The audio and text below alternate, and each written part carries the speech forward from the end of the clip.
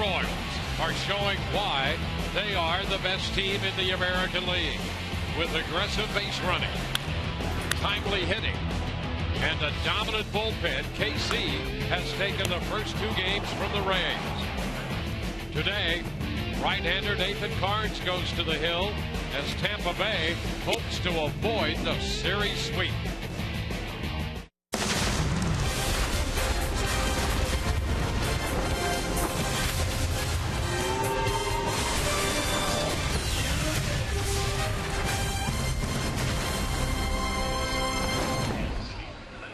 This afternoon at Tropicana Field, the Rays will wrap up this series against the Kansas City Royals and complete a 6-game homestand, trying to get out of town with a victory over Kansas City. And on the stand, they are just 1-4. Hi again, everyone. Welcome to an afternoon of Rays baseball with Brian Anderson, Dwayne Stats. Great to have you looking in as the Rays take on this Kansas City Royals ball club.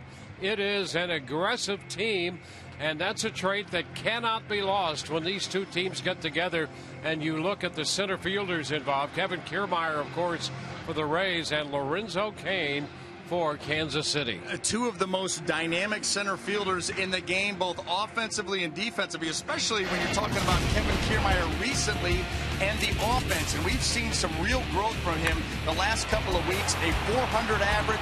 He's driven in 4, lets his speed work. But I like the fact that he's had more complete at-bats, using the other part of the field, using the middle of the field, cutting down on his swing at times. At other times, turning it up and letting it all hang out. Defensively, we know what he can do. He is by far and away, maybe not by far and away, but he is the best defender in all of baseball out of that center field position. Robbing home runs, tremendous speed, covers a lot of ground, and a lot can be said about this guy. Lorenzo Cain, he's been getting it done for this team all season long. He leads the team in hitting, but look what he's done in his last 19 games. A 351 average, 11 runs driven in, very aggressive up there at the plate, and he is the American League leading hitter with 2 outs, something that this Royals team has really gotten after the Rays with. And guess what? He's a tremendous defender too. A long strider, covers a lot of ground himself, gets great jumps, and can make great plays. It's a Kids Sunday here at Tropicana Field. This Kansas City Royals club has put on a clinic against its American League opponents. When we come back, Todd Callis will direct us to the Kids Clinic featuring Jake Odorizzi.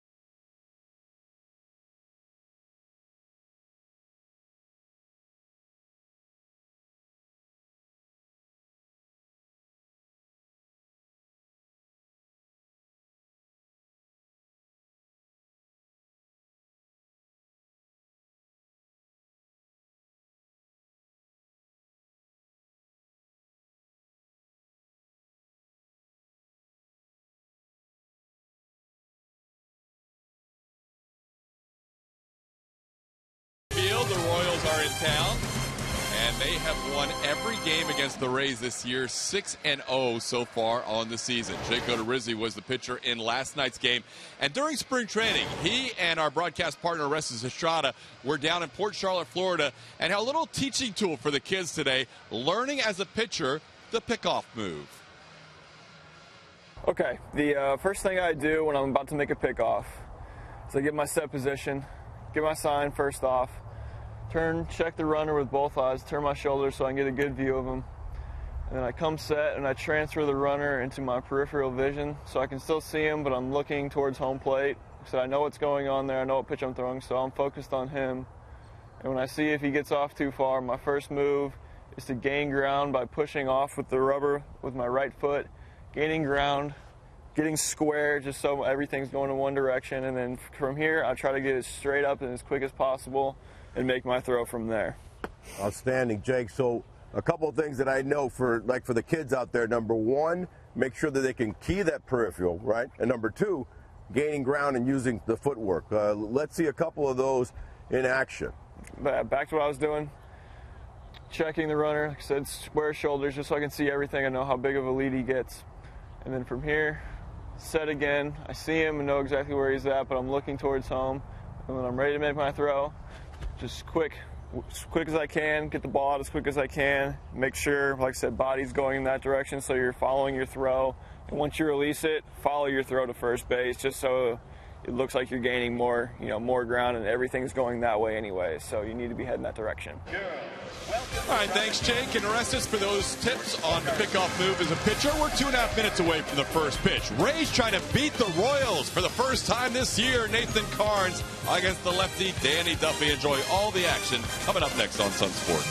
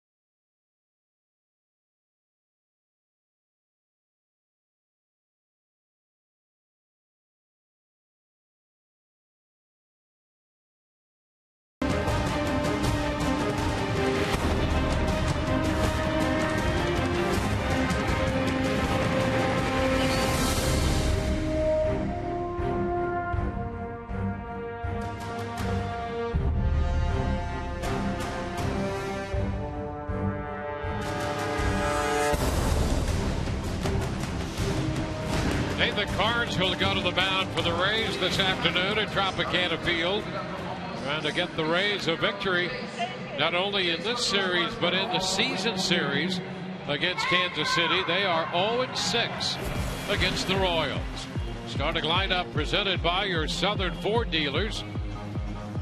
Alcides Escobar will again lead off for Kansas City, the shortstop, followed by Vince Zobrist, who will be in right field today. Lorenzo Cain hits third and center. Barry Cosmer, Kendrys Morales, and Mike Moustakas, the heart of the lineup. Paulo Orlando hits seventh. Omar Infante in there at second, hitting eighth. And Drew Butera will catch and bat ninth. And for Nathan Karns, it's all about the quick start. That is something that has plagued Nathan this year when he has struggled. Typically, it has been early. The Kansas City Royals, a team that likes to jump out, has had a lot of success jumping out in front of teams early. So a quick start for Nathan Karns, calm this team down a little bit, and lead them to victory. So here's Escobar, and the first pitch of this game swung on and skied toward left. Not overly deep, and Butler still coming on and makes the catch. So Escobar, as he so often does, going after that first pitch. First pitch presented by Pinch a Penny. That's a second ball game in a row that he's done that. One pitch, one out. Let's go ahead and set that Rays defense for you. Brought to you by BMW. In the outfield, left to right, of course, Joey Butler, Kevin Kiermaier, and then Brandon Guyer. And across that infield, third to first, Evan Longoria. Tim Beckham gets the start at short. Logan Forsythe and Daniel Nava with Rene Rivera behind the plate. There's Ben Zobrist hitting second again and playing right field. The first pitch is a strike. The last time Karns faced Kansas City was in Kansas City, and 5 pitches into the game, the Royals had a 3-0 lead.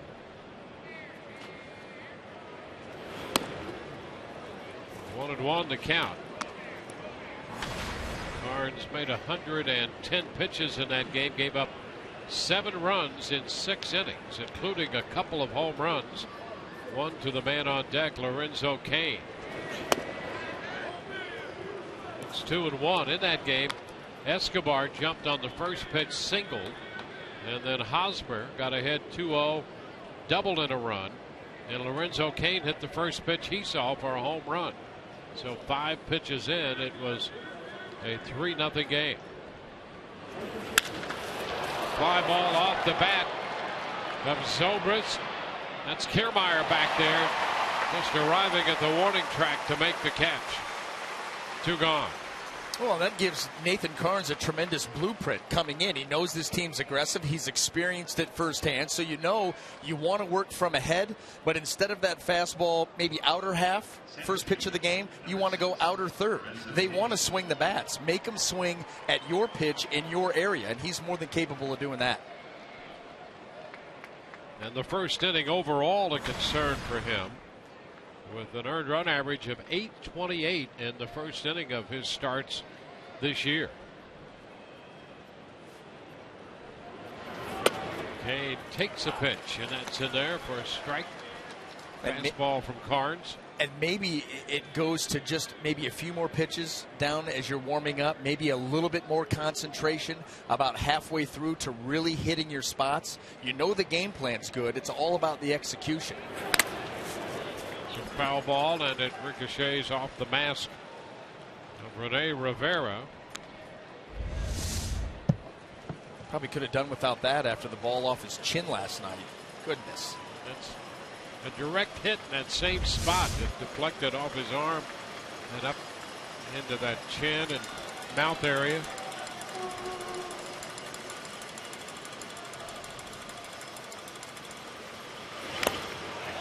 A piece of that one foul. Rivera took this and stayed in the game. Jeez.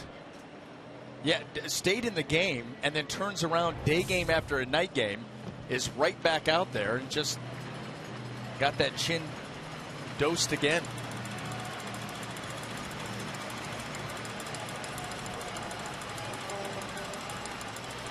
The 0-2 fouled out of play.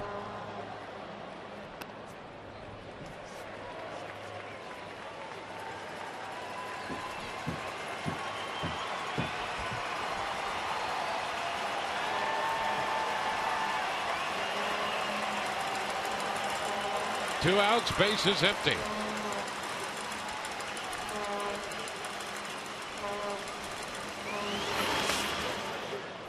Into the dirt. Now 1-2. You almost hope, as this ball's in the dirt, that Lorenzo CAIN has no peripheral vision, because Rene Rivera had his head. Look at him. I want it out here. Pointing down, bounce it out here. And then for emphasis, put the mitt down there. Yeah.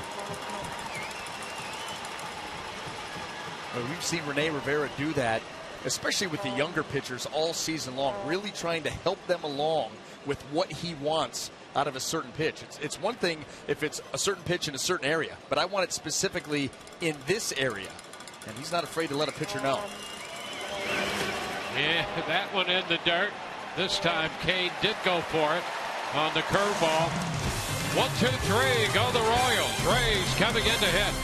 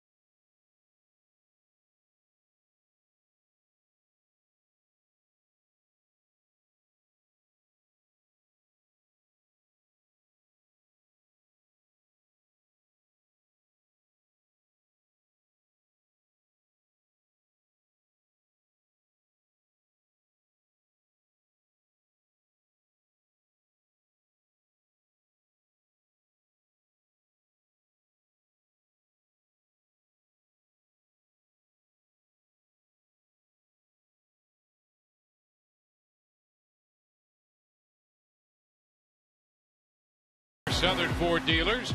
Brandon Geyer will lead it off, followed by Daniel Nava and Evan Longoria, with Logan Forsythe hitting cleanup in front of Joey Butler. Tim Beckham in the 6th spot.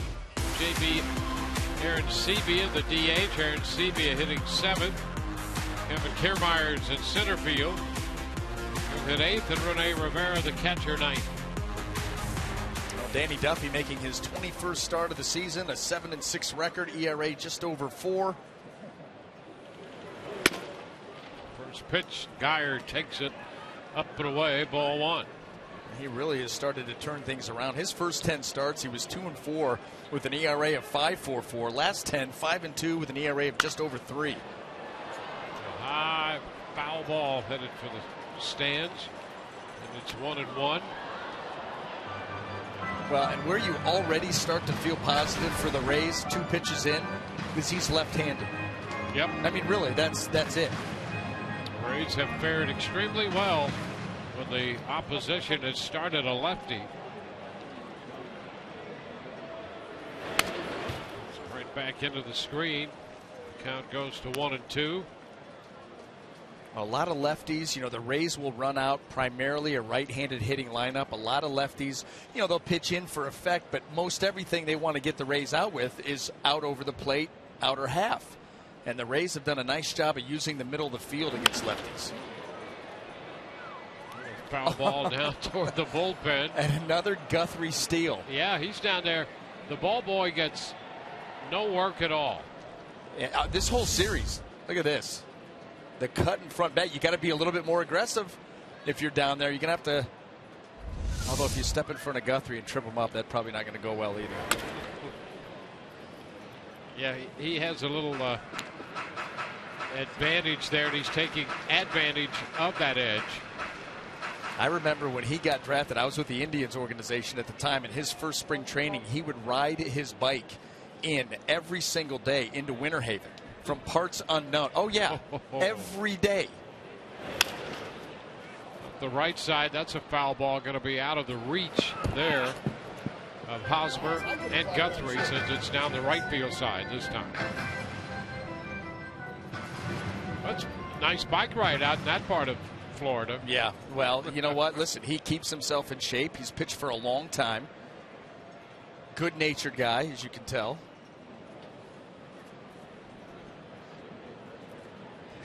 He's telling him, I'm coming for you.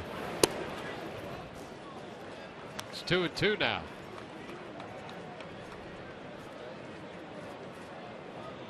Are you threatening my job? Double ear flaps. Not a fan. Gonna have a long, boring day.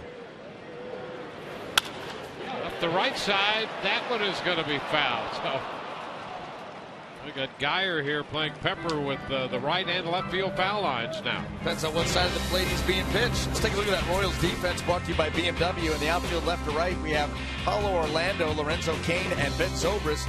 And across that infield third to first, Mike Moustakas, Alcides Escobar. Omar Infante gets the start at second. Eric Hosmer, and of course Drew Butera behind the plate. We show you that because Geyer might hit it to any one of those at any time. There's a ground ball to third this time, backhanded by Moustakas. The throw skips past Hosmer. Geyer's headed to second. He will turn second and hang on there. He thought about third. By the time Hosmer dug that one out, Geyer is in scoring position. Well, Mike Moustakas took a little bit too long. And the fact that he had to head towards the line and backhand, you've got to come up throwing right now. He kind of sets himself and then throws, and it's going to be beat out regardless. Geyer was there. Geyer gets out of the box as well as anybody the Rays have from the right side. He beats the play out, and then with the wild throw, alertly heads into second, thinking about three, but wisely holds up. Base hit for Geyer. An error charge to Moustakas on the throw, allowing Geyer to move into second. So the 9-pitch at bat results in the Rays with a man in scoring position. Here's Daniel Nava.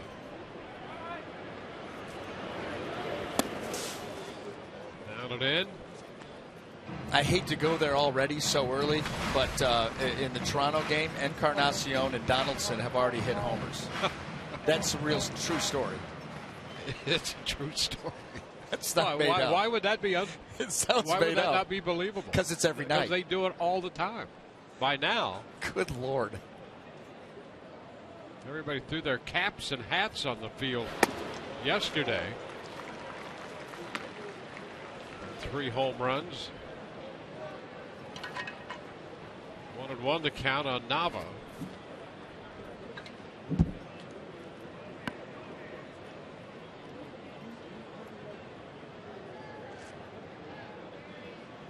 But they were only solo home runs. So it's just 2-0. That's the good news. There's a strike. It's 1-2. And yet they're only in the bottom of the first, so they're just getting started. A game and a half up, Toronto on New York in the American League East. The Rays tied with Baltimore. Rays now in double digits behind in the East by 10.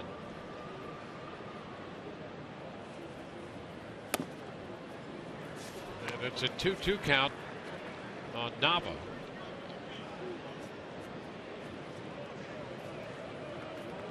That's a classic case of pitcher set up away, balls over the inner half.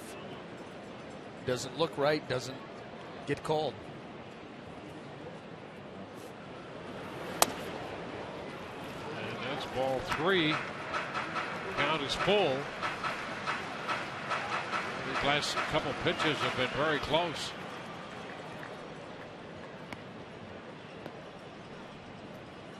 On deck is Evan Longoria.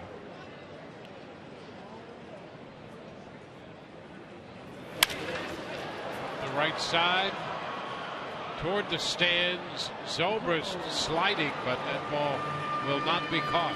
Hey, it looked for a minute. You know, Ben Zobrist, he knows this park and knows right field as well as anybody. Thought he was going to have a shot at making that play. He certainly looked like he was going to be over there in time.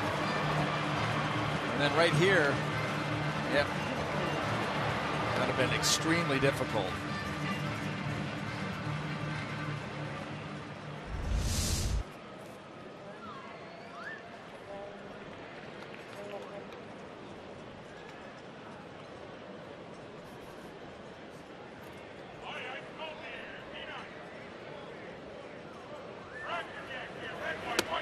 And ball 4, so Nava draws the walk. The Rays will get a couple men on base to start their half of the first.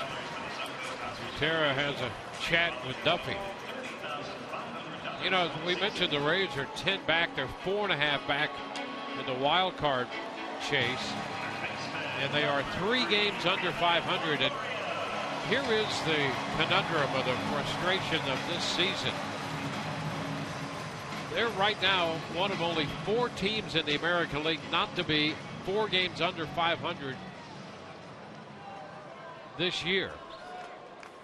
That's pretty amazing.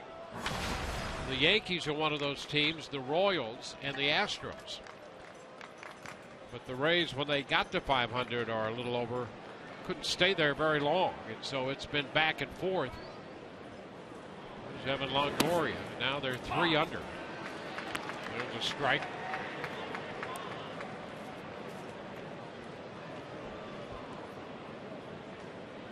See that one on the corner there. Really on the edge. Pop foul. Get it out of play. 2. We saw right there the slide step. Duffy, the modified leg kick towards home plate, the slide step every now and then, still doesn't lose anything velocity wise. That pitch at 94 miles an hour, just one of the tools that he will use, and being left-handed, to try to control the running game. And that is strike 3 call. Fastball. Out number 1. Let's take a look at that one. Boy, staying behind it, driving it to a spot. That's a perfectly located fastball. Look at all 3 of those pitches. Yep. I mean, you talk about having to make some pitches. The hit, the air, the walk, and then 3 well-located pitches.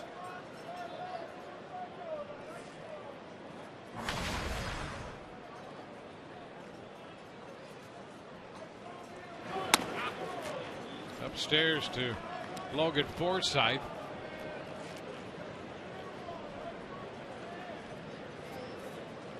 Logan at 275. The Rays with a great opportunity here to strike first against Duffy.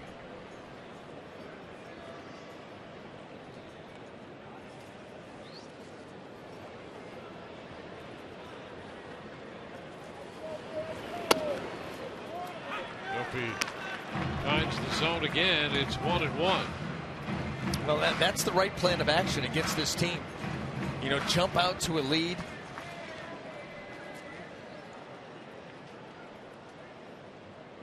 Early lead. Playing from behind, not a good idea. It's now a ball, 2 strikes. Fastball in the mid-90s. We've seen a couple of those here from Duffy. Yeah, a little bit of arm side run, but definitely a firm fastball from the left side. Changeup's been pretty good too. This one is wide. 2-2. It's Joey Butler waiting on deck.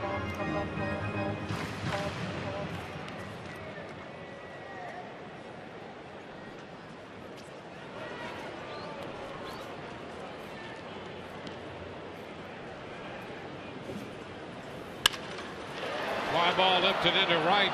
Sends Zobrist back a bit. He makes the catch. Tag at second. Geyer heads to third. 2 outs with men on the corners. So how about flip the script now? I mean, the Royals have given the Rays fits this year with 2 out run scoring hits. And the Rays with an opportunity right here with Joey Butler. Yeah, it's been incredible what the Royals have done. Certainly against everybody but the Rays in this season series, in which the Rays are 0-6. Almost 65% of the runs they've scored come with 2 outs against the Rays. And that's the Toyota trend. How about that? 27 of 42 runs in the season series for the Royals have come with 2 outs. And there's a strike to Butler. Now the Rays trying to figure out how they can apply that approach. Opportunity. Knox here in the first. Yeah, that 27, that's hard to fathom. I mean, that many run, like you said, 65% with 2 outs. You start to think about a better pitch with 2. I mean, you could go crazy.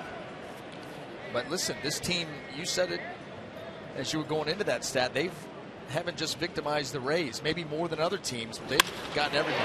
Here's a liner into right, and that ball will be trapped. The call by Zobrist. Rays will get a run with 2 outs. The sinking liner by Butler. Zobrist came charging in, and the Rays get themselves a run. Nava up to second as Geyer scores the run. Well, here it is. Line drive. Ben Zobrist is going to sell out.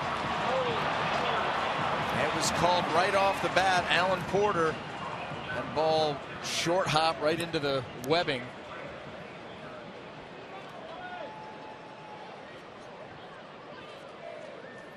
A run batted in for Butler on that sinking line drive to right.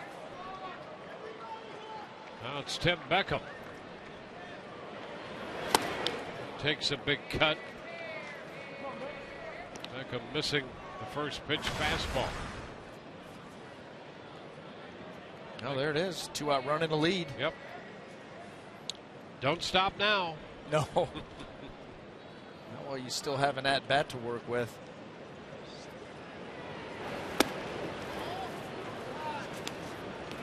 One. That's what Beckham was thinking about on that first pitch. He missed the fastball.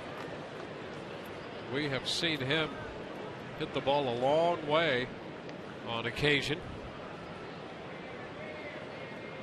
Duffy about to make the 30th pitch of this inning, and the Rays have pushed him here early. Yeah, that's a lot of pitches right out of the gate. And with Tim Beckham, you don't need that big, strong swing. Duffy's going to, provide a lot of the power. Nice smooth swing. You think about barrel to the baseball, it's going to jump.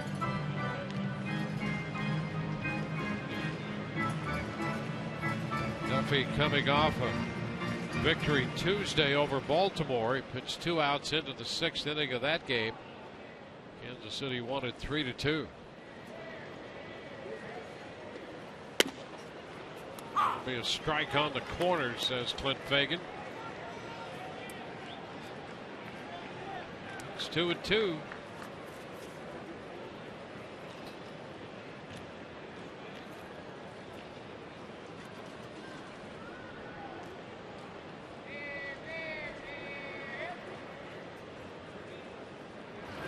And a cut and a miss. Away with a fastball, and he strikes out Beckham. Rays settle for 1 run and lead 1-0.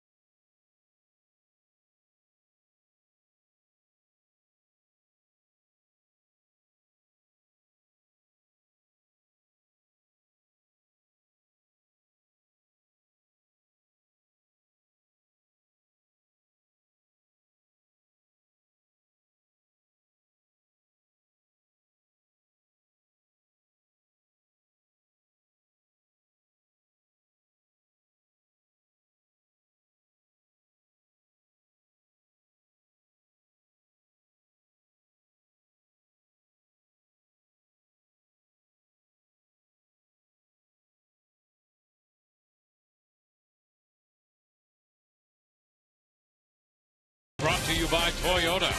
Let's go places. Outback Steakhouse curbside takeaway. Making your steak come to you has never been easier. Order online at Outback.com. And by Morgan Auto Group. Make it Morgan. We make it happen.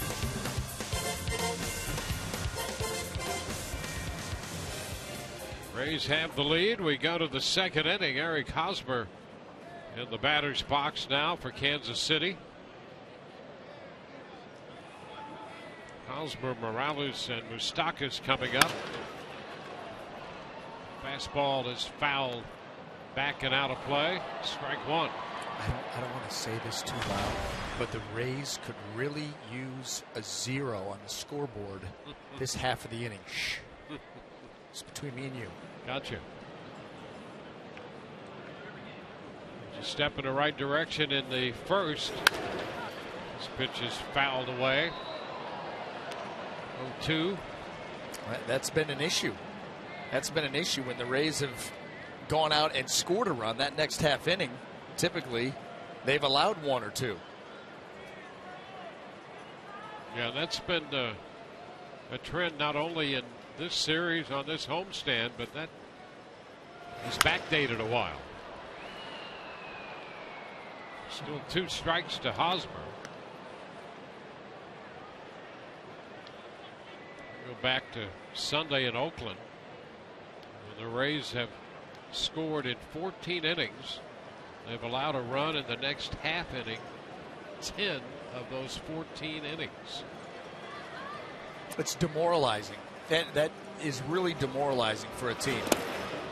Well, the pitching has been so good, you know, and it really was a mix and match and fill-in situation because of injuries to begin the year.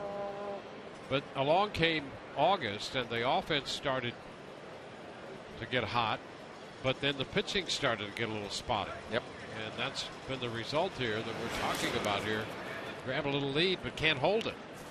Well, that's been the most frustrating thing, because the Rays, despite all the injuries to the pitching staff, were pitching at an elite level, you know, as far as relative to their peer group in the American League all season long. And like you said, you get to August, the offense starts to break out, and then the pitching. And it's been equal opportunity. It's been the starters and the bullpen.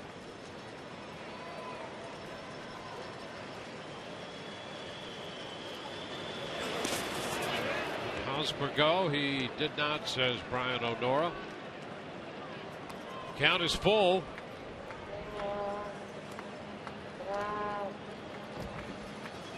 Hosmer, a couple of hits off Carnes in Kansas City earlier this year. 2 for 3 in his career off it.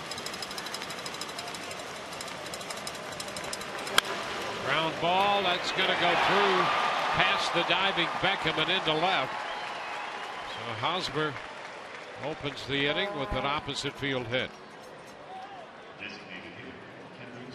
Well, we've seen Hosmer go the other way quite a bit between the 7 games against the Royals, this time on the ground, and he eludes Tim Beckham. Although even if he comes up with that, I think from as far away from first base as he was out into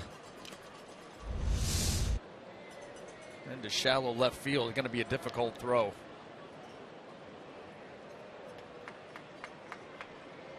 Kendrys Morales takes one down. What you don't see a lot in this Kansas City lineup is hitters selling out. You know, they might pick a spot here and there, but like Hosmer right there, he'll shoot the ball up the right field line. He'll take it to left as well.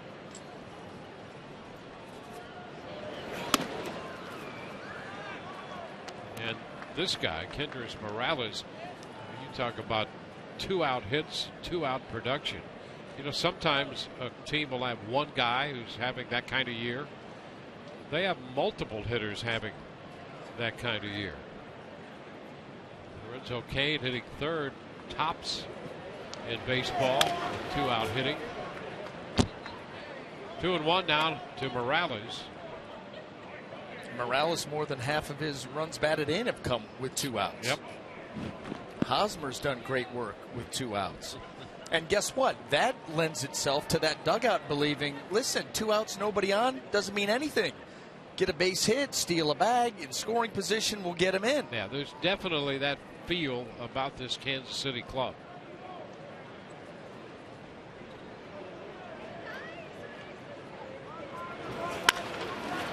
High pop fly. Kiermaier making a call coming into shallow right center.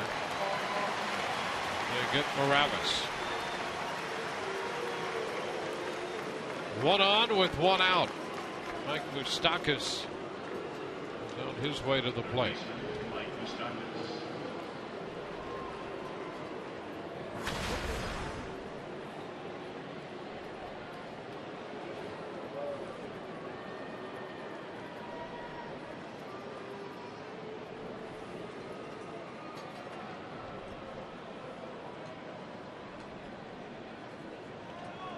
Moustakas is hitting .285.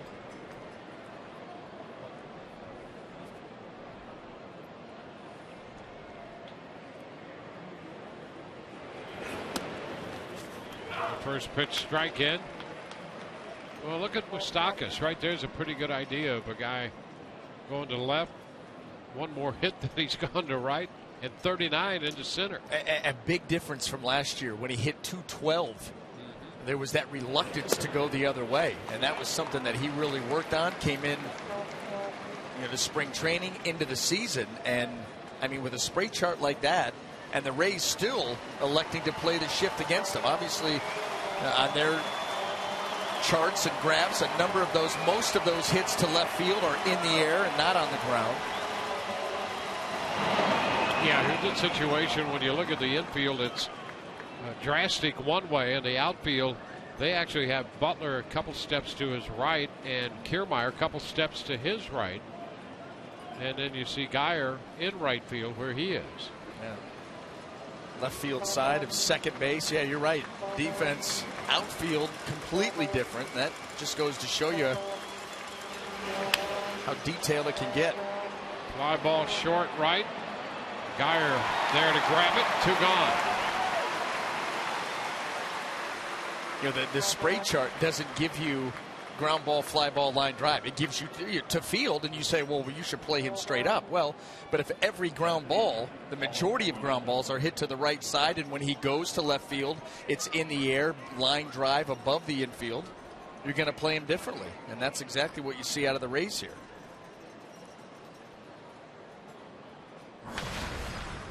Paulo Orlando comes in batting .234.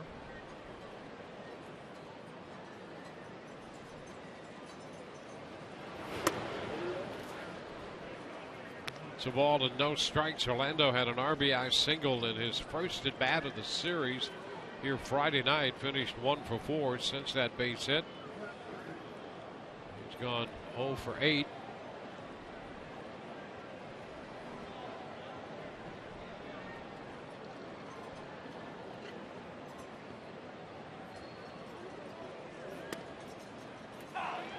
It's a strike.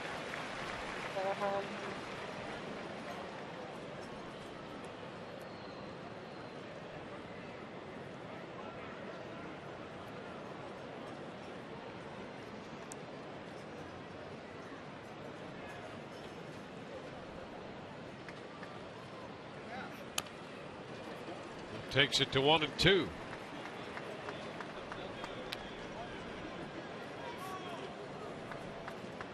Nathan Carnes out there making his 26th start with 7 wins and 5 losses.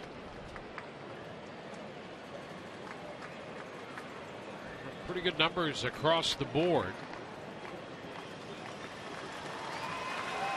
Look at hits allowed, the innings pitched. Good strikeout. The innings pitch ratio.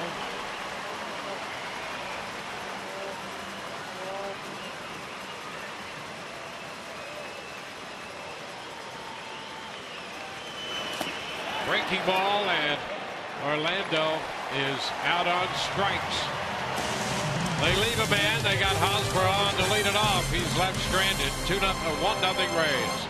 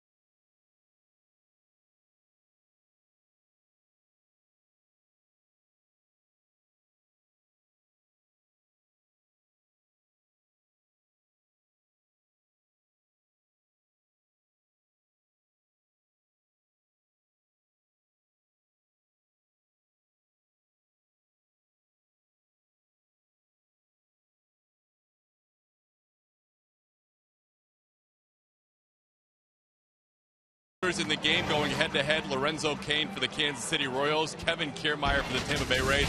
Out here at the Budweiser Porch. Not only a great view of the stadium and the field, but it's also a great view of two of the best center fielders, guys, and how much ground they patrol. You see the defensive run save, the UZR, big lead for Kiermaier in that department, and the assists as well. In this series and the next series with the Baltimore Orioles, three of the best center fielders in the game today, with Adam Jones, who has won 3 straight Gold Gloves in center field. Could this be the year that Kevin Kiermaier turns the trick? It's been quite a fun year watching Kiermaier patrol center. Guys, back to you. Strong case for him, and you stated it right there with those numbers. J.P. Arancibia leading off. He's the DH for the Rays and misses the fastball down 0-2. Present to me a case where he doesn't win it. I mean, really, outside of, well, you know, you've won it for 2 years, and like it used to be, if you got a pulse, you just keep winning it till you change positions or quit the game. But I mean, how does he not?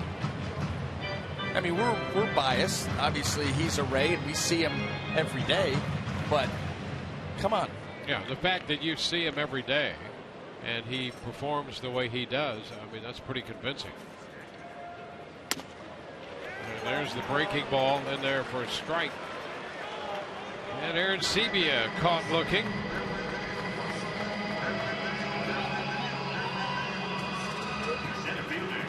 Three strikeouts for Duffy.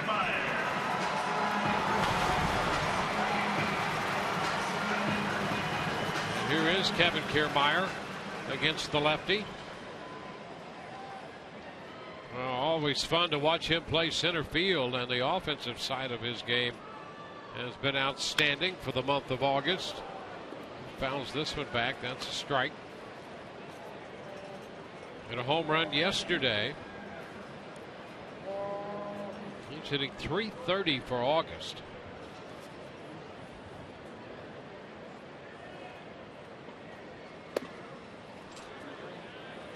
One ball, one strike.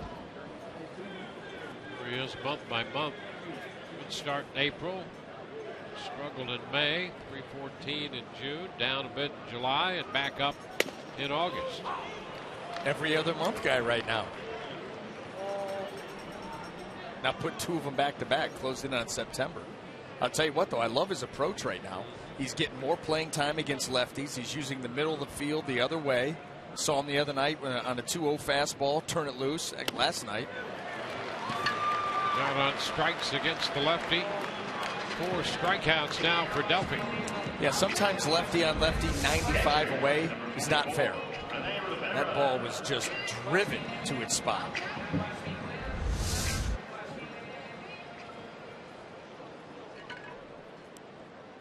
Well, the Rays got their run in the first, and the way Duffy's come out throwing here in the second inning, they're happy to have that run, thinking maybe it would have been a good idea to get more the way he's come out throwing in the second inning.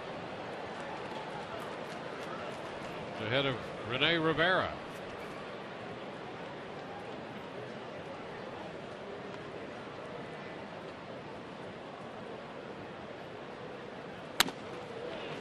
Goes after the fastball up and misses.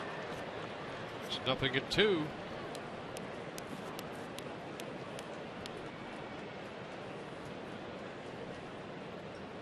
He made 32 pitches in the first inning. He's made 10 so far here in the second, and on the verge of striking out the side. There's a roller to short. Escobar makes the play, so it's an 11-pitch inning, and 1-2-3 go the Rays. 1-0 Tampa Bay.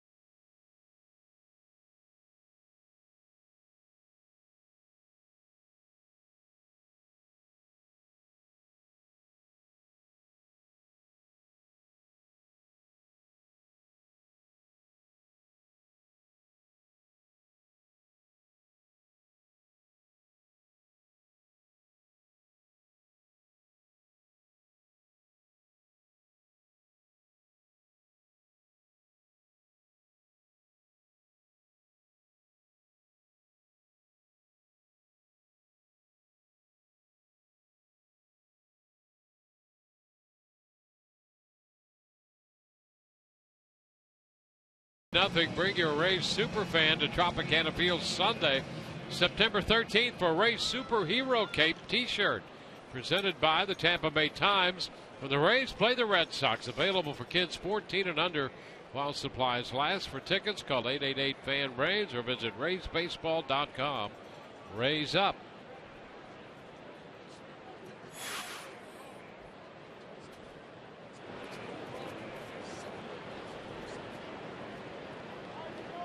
Omar Infante, the second baseman, leads off the third. Pitch is a strike. Infante, then Butera, and Escobar.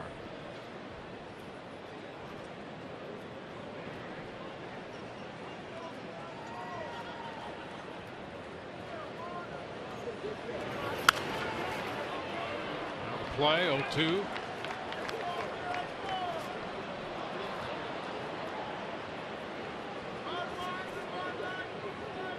Carnes had a 1-2-3 first, gave up a base hit to Eric Hosmer to open the second, then got Morales, Moustakas, and Orlando to leave Hosmer at first. There's a foul ball straight back. Now to play. So the count is still 2 strikes.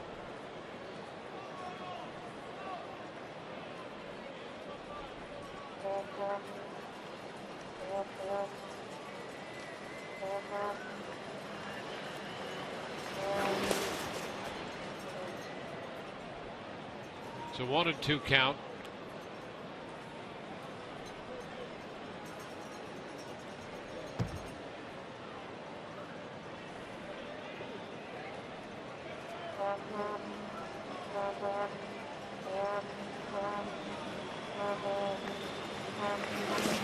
Pitch is down, 2-2.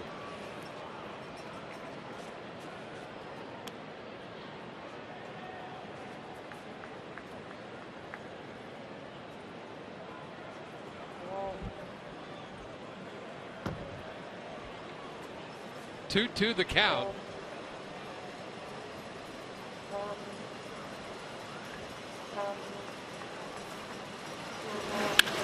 Line drive, and it's out of the reach of Beckham. Butler over there in a hurry to cut it off. An aggressive turn by Infante, but he hangs on at first. Infante hit that ball hard. He really did, and that's why I love the way that the Rays outfielders try to cut angles and keep the ball from getting deep into the gaps. You see a lot of other guys take a deep angle here, and that may allow Infante to get into second base, but Joey Butler gets over there as quick as he can, cuts it off, and gets rid of it. Tim Beckham really didn't have a chance as the ball was scorched. But you love that about the Rays outfielders, that sense of urgency to get to the ball and get it in, keep a runner from taking an extra base. There's the catcher, Drew Butera.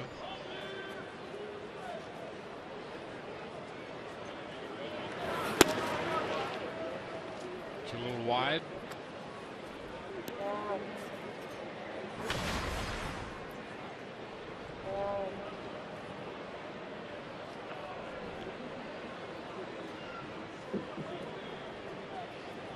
Wide open on the right side. Logan Forsythe hanging close to second base. The runner being held on by Nava. A ton of room, as you can see, headed out that way.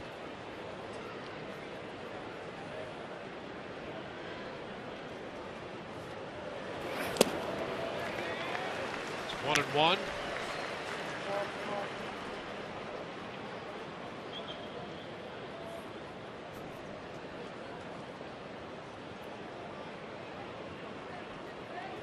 Butera originally with the Minnesota Twins. Kansas City got him from the Angels earlier this year. And now he bunts right out in front of the plate. Nobody covering first. Nobody covering first. And so both runners are safe. I mean, a complete mix-up defensively. They're giving you the out. That ball bunted right out in front of the plate. Let's watch where everybody's going. Here comes Daniel Nava. Here comes Evan Longoria. Logan Forsythe heading to first. He's not going to be able to get there in time. And nobody at second base.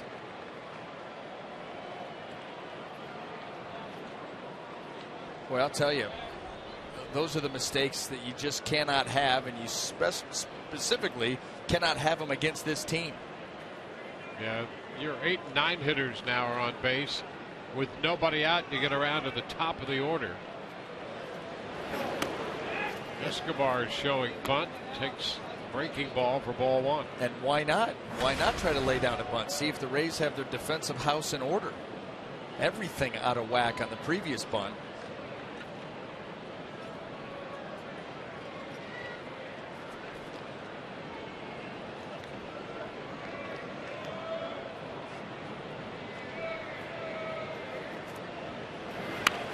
And the bunt is foul, third base side. It's 1-1. Well, how about this? Look. Well, watch Tim Beckham head this way, and Nava's going to charge. I mean, there's no reason to go to third, obviously. There's a runner just on first. Started to go wrong there. Yeah, that's hard to figure.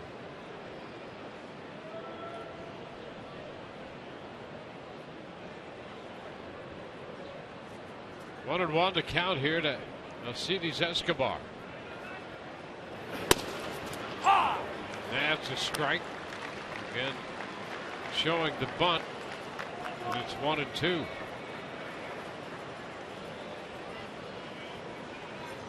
Tough spot here for Carnes.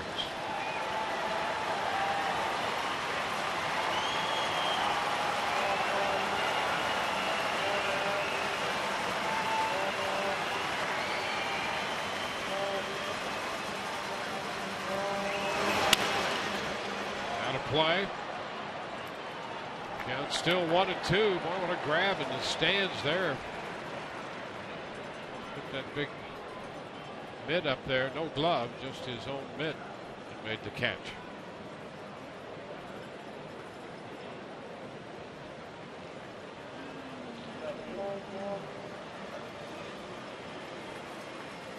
Zobrist on deck. Escobar down in the count, 1-2.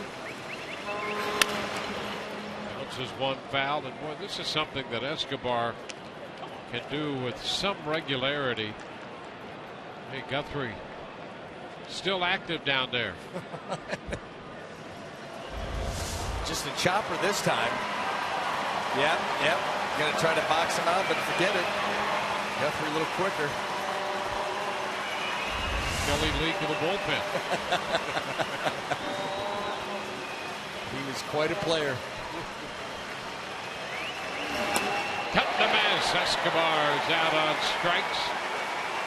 It's a big strikeout for Carnes. Kept after it. Right on right changeup. Doesn't do that very often. We saw that really the changeup for Nathan Carnes become a real weapon in his start against the Astros. And that was a dandy there and a great sense of timing with that pitch. Here's Ben Zobrist.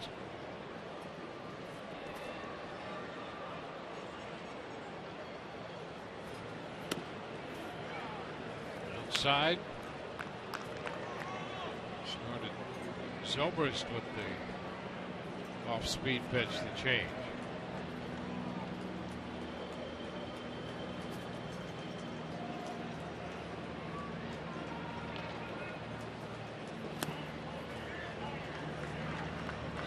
Two and 0. Zobrist not offering.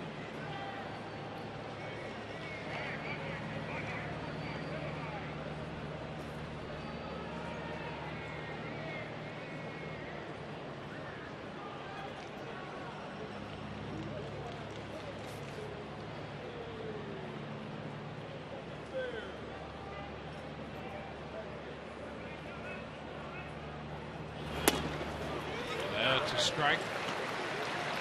Off the zone with a fastball. Been trying to go to a safe spot, and that is borderline at best, but the 2-0 pitch gets called.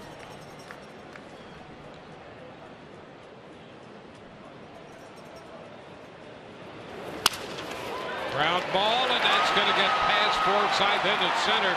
Kiermaier up with it. Fonte's headed to the plate. Go to third. Safe there. Butera, the catcher, winds up at third on the base hit into center by Zobrist, and the game is tied.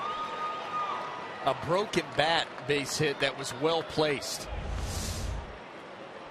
It's a fastball going to run up in the zone. It gets to the label, and you can see the crack in the bat, but it gets by Forsythe, and then Butera headed to third, and Kiermaier's throw, Longoria, boy, he had to reach up and away, then try to get the tag back down, and Butera is able to get himself into third base.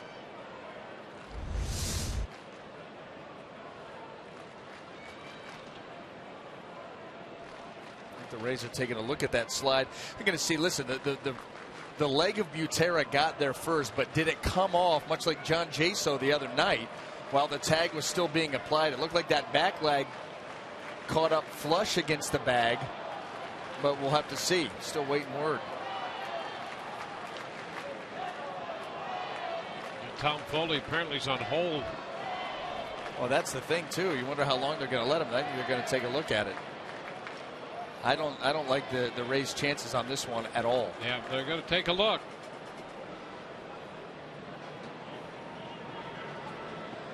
Brian O'Nora and Jeff Kellogg converge to put on the headsets. The Rays will challenge the call at third.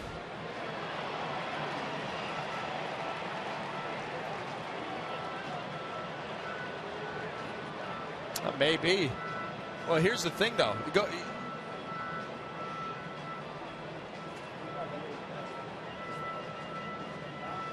He's going to be out. Well, this ain't safe. I'm going to tell you what, that one angle, that angle that we just saw previous to that, boy, oh boy, it looked like the glove on the leg.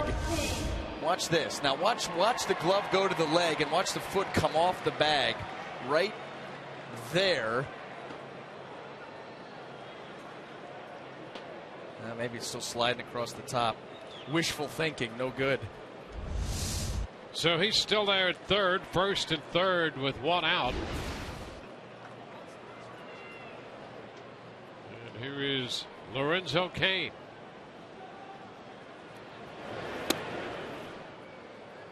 Pitch inside, 1-0. I think the tell on that was how quickly they jumped off headsets. Got on and got right off.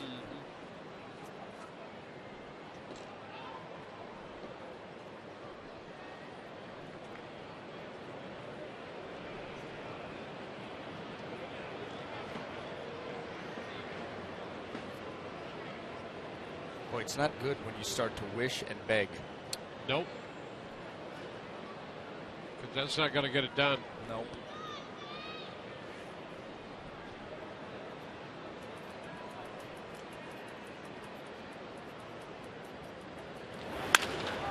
Cain into right field. That drops for a base hit, scoring Butera. Zobrist heads to third, 2-1. And now men at first and third again.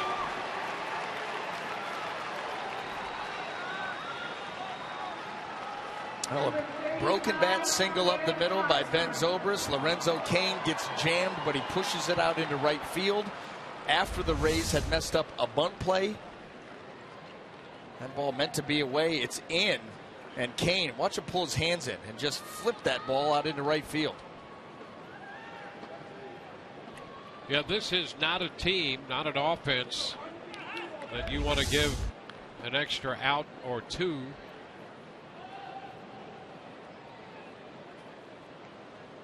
They're last in home runs, but they are fifth in runs scored. And this team is good enough with 2 outs. You're going to let them hit with 3 outs and 4 outs? Yep. Eric Hosmer, the runner, breaks. They're down to second. And Cain is safely in there. So they keep the pedal down here. Cain picking up his 26th stolen base. He had a steal last night, 1 today. And he picked the right pitch to go on. A breaking ball in the outside corner. Rivera, everything that he could. But Cain able to sneak that left hand to the bag and keep it there.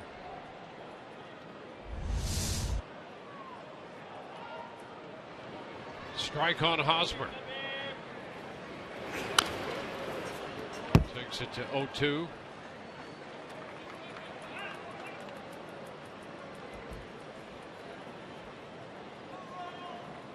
So 5 hits in the game, 4 in this inning, and both runs scoring. The 8 and 9 hitters reaching. One on the solid single by Infante, and then the messed up bunt play. That allowed Butera to reach, and they both scored. And you look back at the what if. You know, typically on that bunt play, if you're going to have Nava and Longoria crashing, that means Beckham's to second, Forsythe is to first. Remember, we highlighted where Forsythe was playing. They had him shaded way up the middle. Far too far for him to run to get to first. And Beckham peeled off towards third. So even though the ball was dropped right out in front of home plate, he had nowhere to go with it. It's 2-2. Yeah, that was just a complete breakdown there. Yeah. The positioning of Forsythe didn't help. And Tim Beckham heading to the wrong base didn't help. And then all of a sudden, you find yourself in this predicament. Need a punch out here. And he gets it. Big strikeout on the curveball. That's the second out. Both outs on strikeouts. Boy, he can spin it, and he keeps it away. He gets Hosmer reaching. Big out.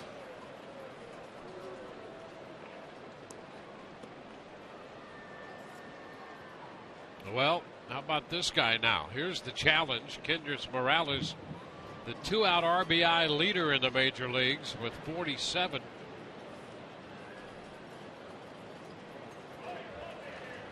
He's 0 for 1.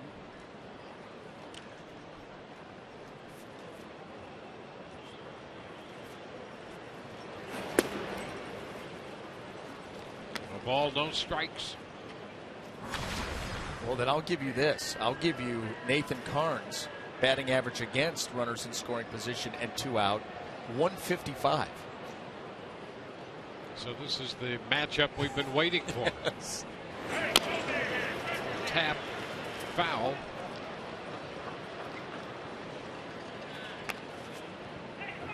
Well, the nature of the game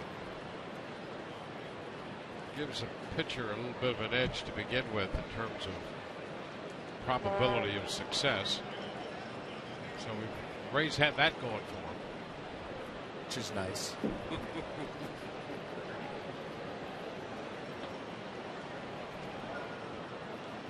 See, here's Morales with a 1-1 count.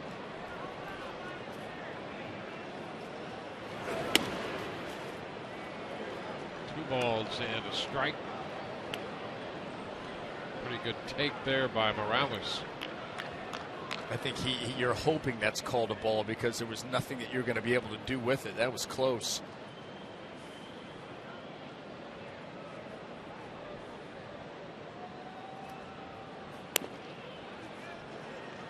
Down 3-1. Trying to stay soft, figuring that Morales going to be geared up to drive these runs in. A few curveballs, a changeup. Moustakas on deck.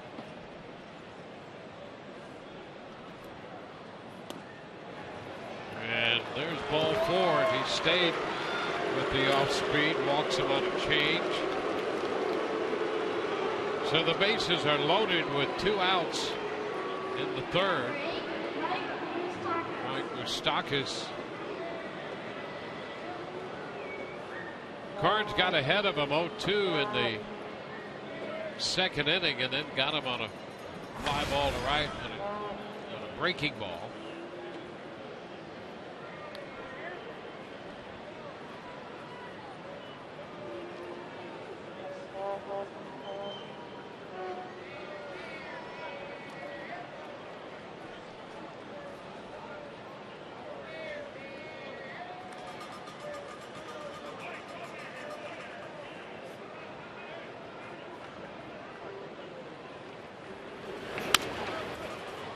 Pitch It's fouled back. Fastball to start this at bat against Moustakas. You talk about that probability already in the pitcher's favor. It goes up even a little bit more when you're able to get ahead and get ahead with a fastball. You still have the full arsenal of off speed to try to take advantage of. But boy, do you need this out.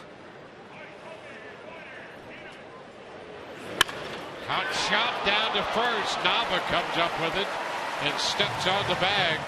Kansas City will leave them loading, but they score 2. Take a 2-1 lead.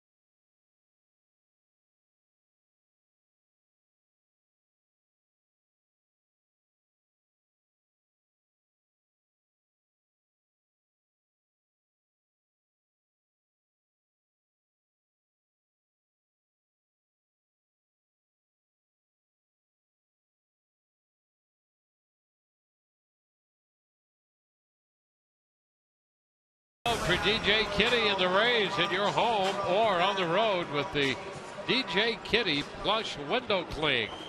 Presented by Tradewinds Island Resorts. All fans receive the DJ Kitty giveaway while supplies last. That'll be Saturday, September 12th.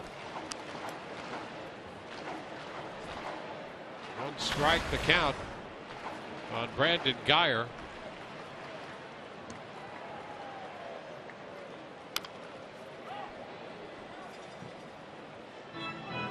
Two strikes now to Geyer.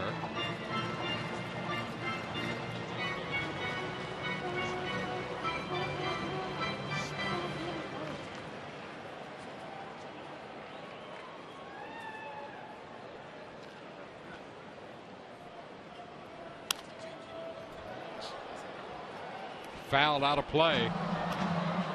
Still two strikes to Geyer. Well, the Rays get out of a big spot at the top of this inning, limiting the Kansas City lineup to just 2 and leaving the bases loaded. Now they have the top of the order. Pitch is upstairs. Duffy, who made 32 pitches in the first, went right through the 7, 8, and 9 spots in the order in the second.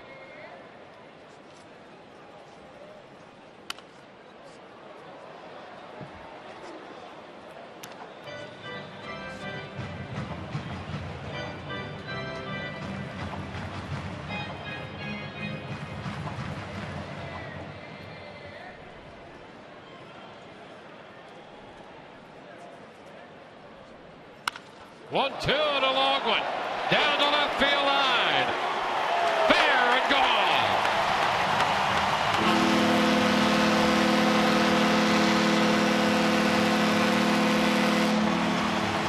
Brandon Geyer's 6th home run of the year, right down the left field line. And that ties the game at 2. Well, Duffy's going to try to come in. You know, the thing with Geyer, you come in too far, he'll just take a hit by pitch. If you don't get it in far enough, he's capable of doing that. Even with the choke up. Who says that you lose power when you choke up? He had power to spare on that shot. Now it's Daniel Nava. The first pitch is a strike.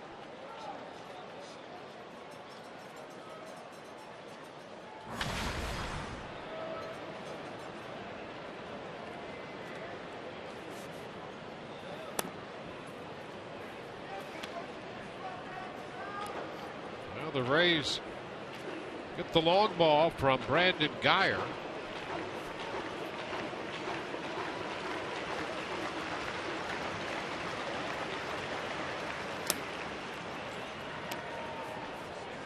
Two balls and a strike.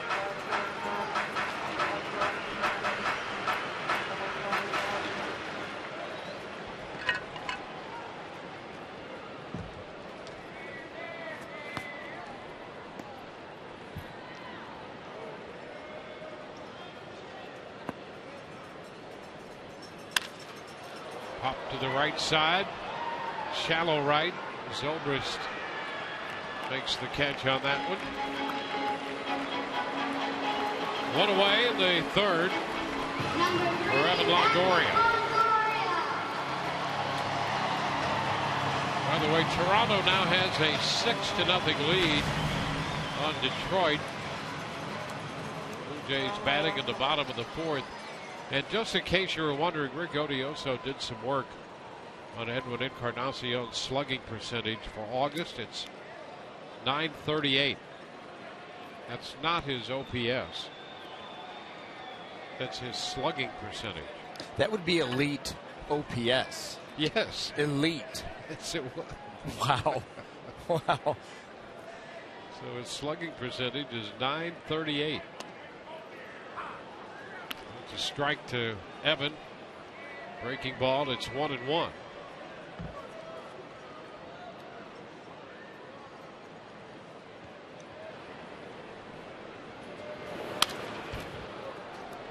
The screen.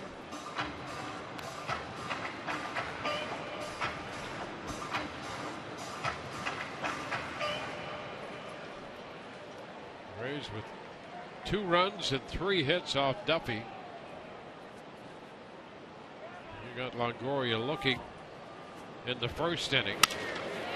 Longoria sends a fly ball into left. Orlando keeping his eye on this one and makes the catch. 2 outs. Just a mile an hour too much velocity on that pitch. Duffy's going to try to come in. Evans going to try to get to it. And just got in enough to keep him from getting that ball out of the yard.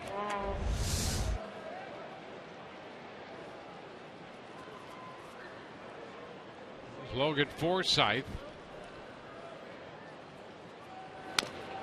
Duffy has given up 11 home runs now, all to right-handed hitters.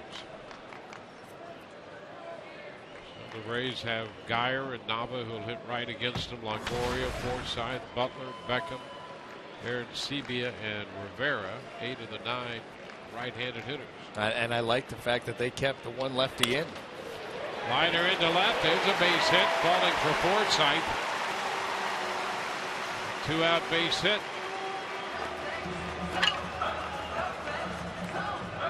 Joey Butler, who drove in the first run, will be up with Forsythe aboard.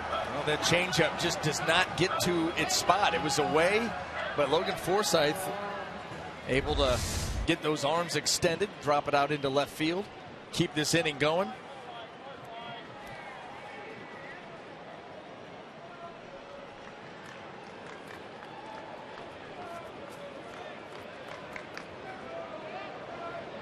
Butler picking up his 24th run batted in. Fastball's a strike.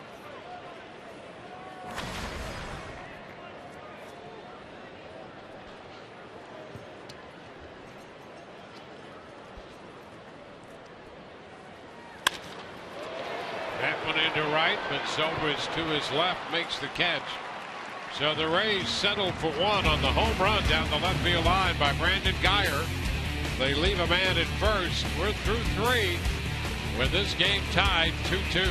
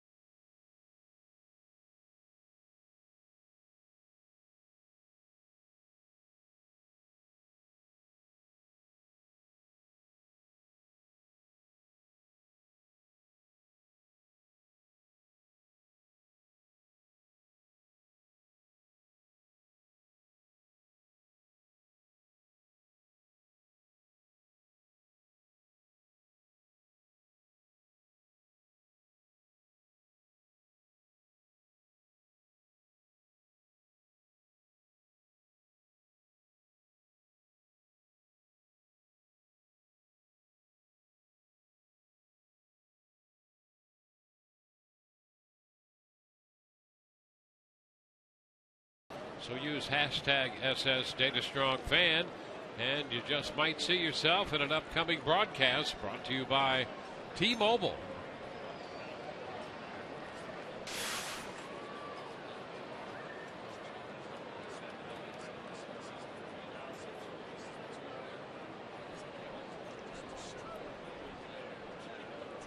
Paulo Orlando will lead off the fourth. Pitch is fouled for a strike. 7, 8, and 9. Orlando, Infante, and Butera due up.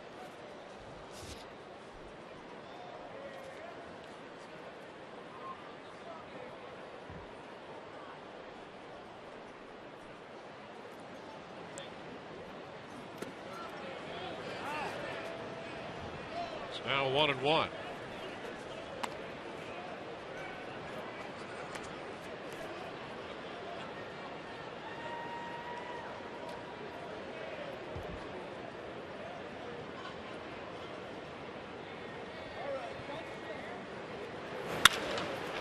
Drive into right. One hop grab by Geyer. Orlando has his second hit of the series. Well, don't let these guys get it started again. Bottom of the order for the Royals. It was 8 and 9 last inning that got it started, came around to score, and here the 7-hole Orlando able to take an elevated fastball out into right field for a base hit.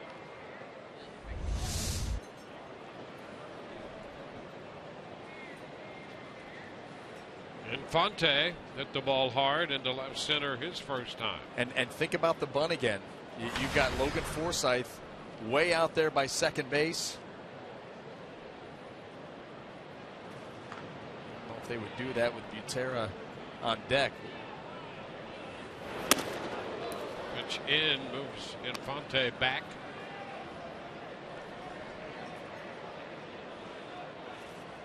But he certainly does have a big hole to work with on the right side, regardless.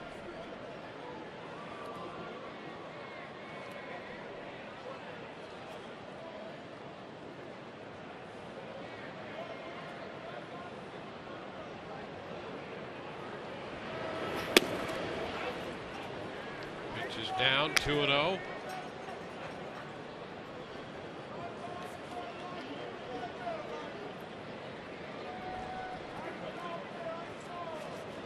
Coming off a 3-inning outing against Minnesota. He's had 3 consecutive no decisions, and the Rays have lost all 3 of those games. High foul ball out of play. 2-1. And if you look back at those 3 starts, 2 of them, at least 4 walks in 2 of the 3 starts, and that's what has really hurt and held back Carnes. Short outings. Yeah, there's the wild card situation with 33 games left. Rays and the Orioles 4.5 away from the second wild card spot. And behind Minnesota and Los Angeles.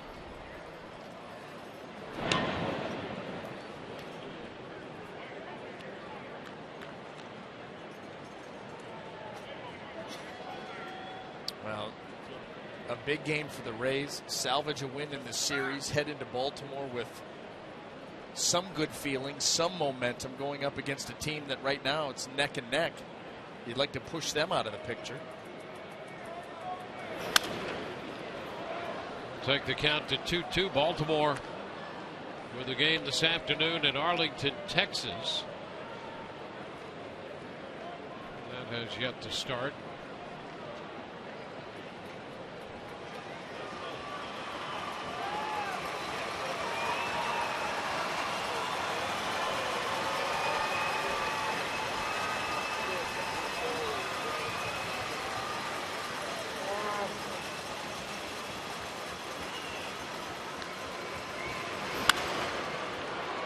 Pops it up left side.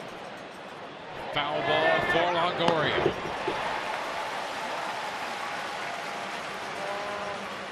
So Infante retired. Well, the high fastball popped him up. Catcher, Drew Butera. This is the third consecutive inning that the Royals have put the leadoff man on base.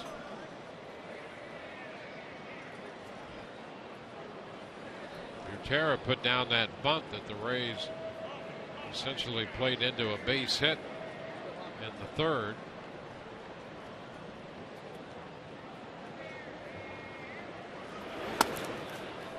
Upstairs,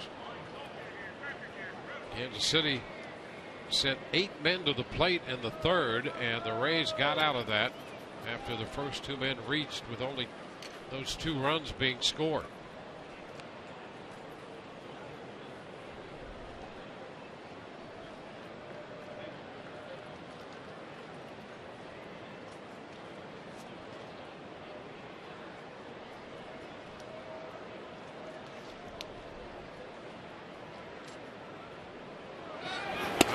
Move, swing and a miss. Good throw. Got it. Orlando cut down at second base. Forsythe putting the tag on Paulo Orlando. And Butera taking a swing there. I don't know if that was going for the hit and run here, or just create a little distraction. But regardless, Rene Rivera ignores that and fires a bullet right on the bag. Well, you can't throw it, catch it, and tag much better than that.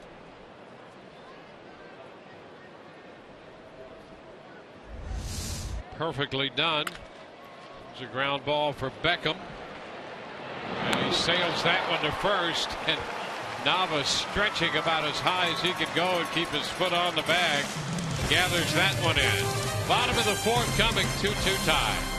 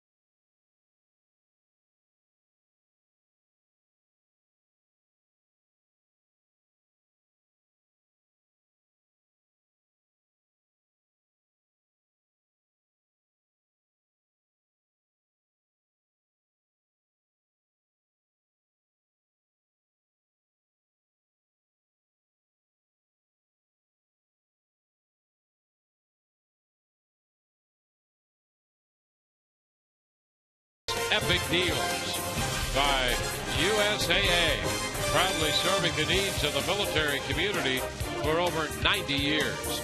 And by Geico, 15 minutes could save you 15% or more on car insurance.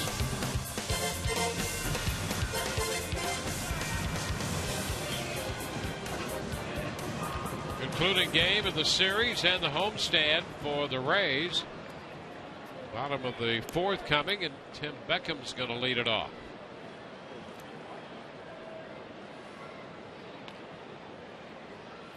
Beckham struck out swinging in the first. Leads off the fourth. Aaron Sebia next, and then Kiermaier.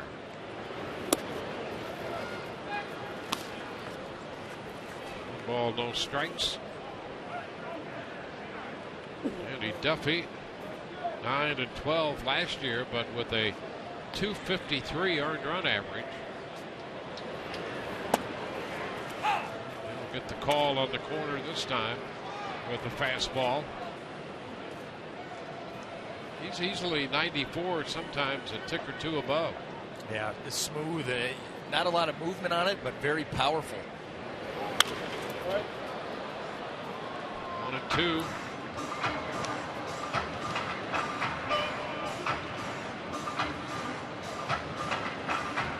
Which, by the way, is not typically the norm from a lefty.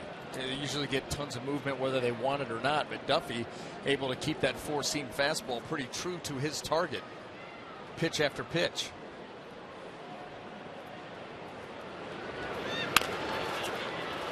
Chopped foul just outside the line.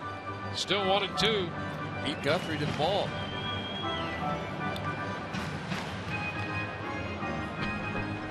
I thought he was going to give it to Jeremy. You looking for this?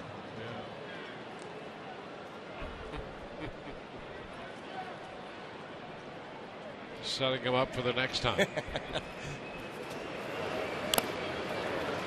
Beckham, a foul tip strikeout going after that one. Change up off the plate. One gone in the fourth. Follow the Rays all season with MLB.com at bat. The #1 app for live baseball. At bat up to the moment with in-game highlights, live look-ins, replays, StatCast, and more. Get MLB.com at bat for your smartphone or tablet. JP Arancibia, the DH for the Rays.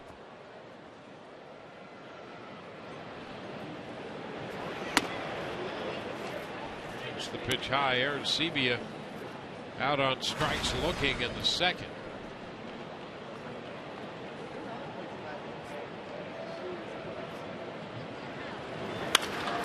Ground ball through the hole. There's a base hit into left. Fifth hit for the Rays. He went down there and got that. That was a fastball that was probably out of the zone low. But Arancibia went down and just popped this thing right through the hole between short and third. Boom.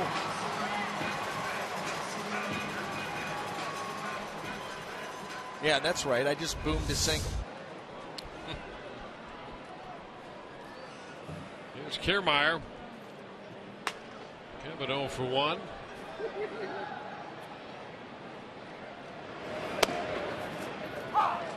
Fastball for a strike. There's one at 95. Start to think here, this kind of velocity, the further they stay away from Kiermaier, you start thinking about left field. So a little bit of that one foul. 0-2.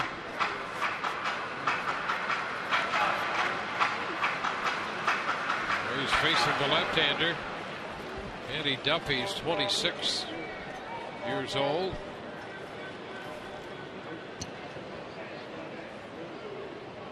Had Tommy John surgery in May of 2012, and he strikes out Kiermaier. Quick work of him. Second time he has fanned him. Fastball both times. Fastball down and away, breaking ball down and away, climb the ladder middle.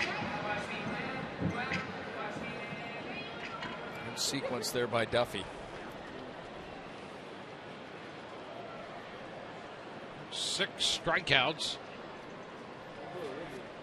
There's Rene Rivera. By him in strike 1. And for as powerful as the fastball is for Duffy, good 93, 94, sometimes 95-mile-an-hour fastball, he has not been a big strikeout guy this year. Just a little under 5.5 per 9 innings. It's not like he's racking up huge punch-out numbers.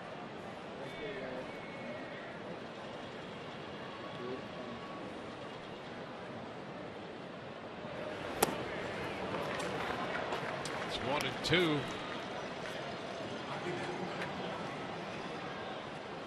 Duffy originally up with Kansas City and made 20 starts back in 2011. Was 4-8. Lifted into right. Zobrist there waiting. Rays get a base hit but leave a man. We're headed into the fifth. Tied 2-2.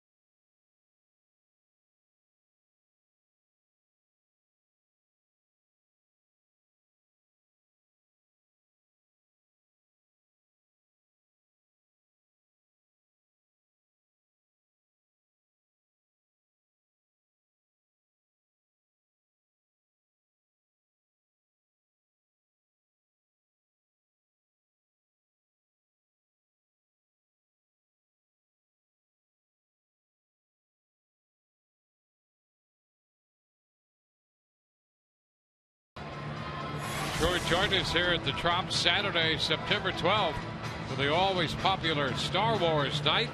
Specially priced package includes a seat in the press level and a limited edition Han Longo bobblehead. Force is strong with this one, so don't miss out. Visit RaysBaseball.com/special events for more details.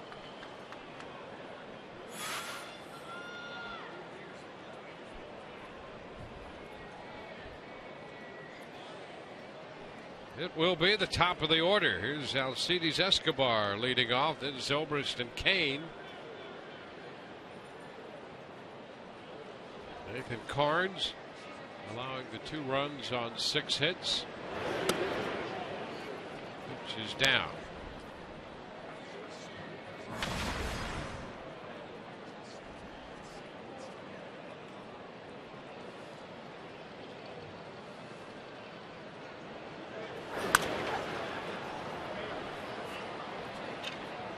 One. Ball was up and in on Escobar.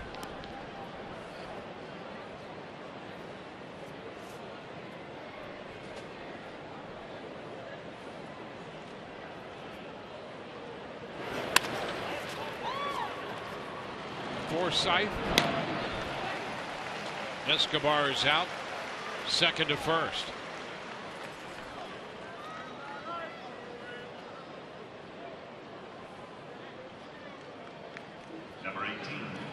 Rays scored a run in the first.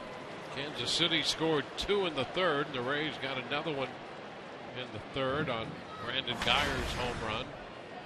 So we're tied in the fifth. Ben Zobrist, who drove in one of the 2 runs in the third, bats with the bases empty and 1 away. The Rays had the shift on for him. He checked.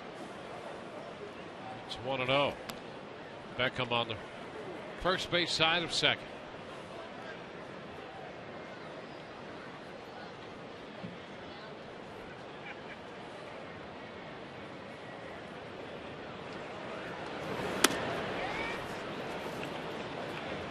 Two balls, no strikes.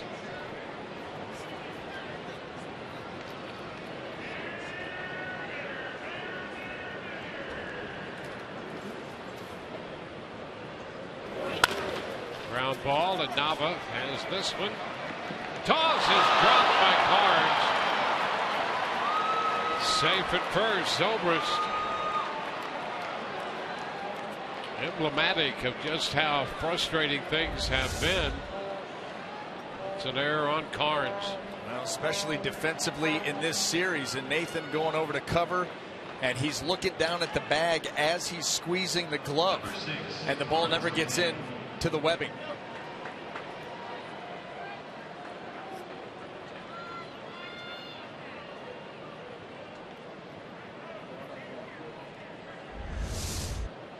The Rays, who committed 3 errors last night, charged with 1 right here in the 5th inning. And that gets Lorenzo Cain to the plate with a man on.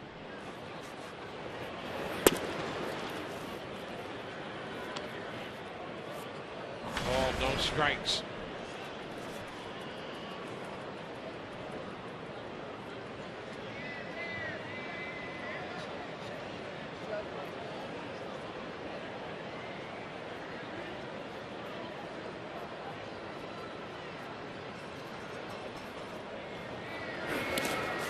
Now ball popping away. Curveball down, and that sends Zobrist up to second base. And this has been nothing new for Nathan Carnes. That curveball, this is now 14 wild pitches against Nathan Carnes, and I believe 13 of the 14 have been with the curveball. We saw a fastball wild pitch in his last outing, but that curveball in the dirt can become dangerous.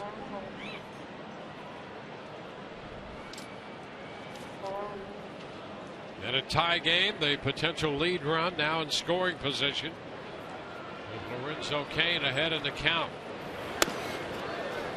3-0. So it's been a battle know, the Rays looking for Carnes to get a clean first inning. Well, he did that, 1, 2, 3. But it's been a battle, it seems, ever since.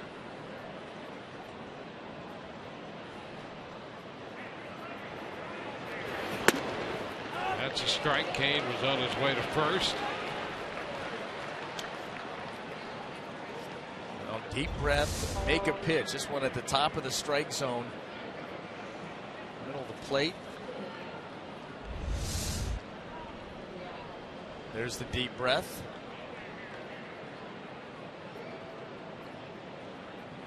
Haven't decided yet on the pitch.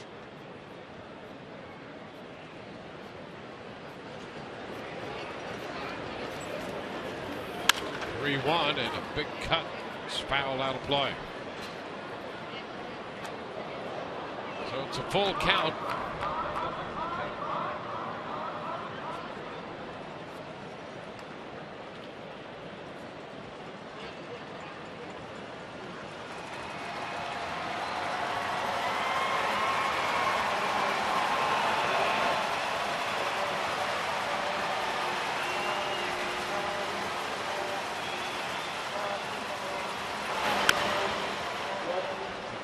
Is foul. It's actually turned out to be one of those outings for Carnes where you're really, in many ways, slugging your way through. Yeah. Yeah, I mean, sometimes you got to win a game like that. You know, this may be the right time, too, for that changeup. He got Escobar in a similar situation. You know, it's been a lot of the fastball, a lot of the breaking ball against the right-handed hitters. He was able to sneak one over or under the swing of Alcides Escobar back in the third inning, and this may be the time to come back with that changeup.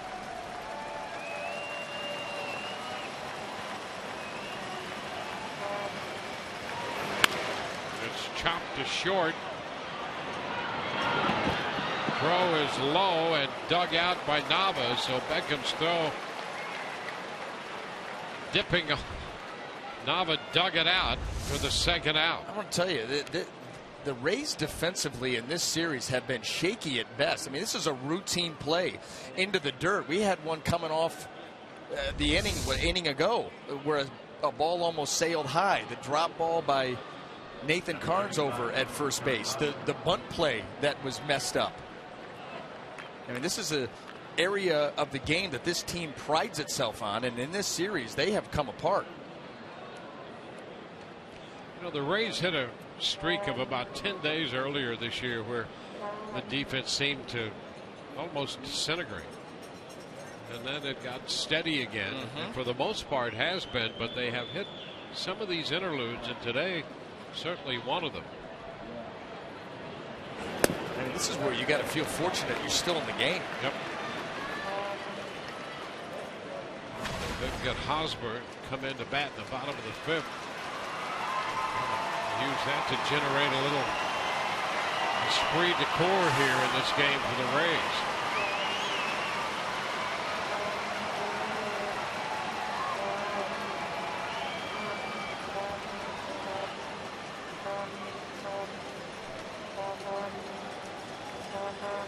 A one-strike count. 0-2. We had Hosmer out the front and over that one. When in doubt, go to that hook. A couple of really good ones here to Hosmer. He struck him out in his last at-bat with a breaking ball.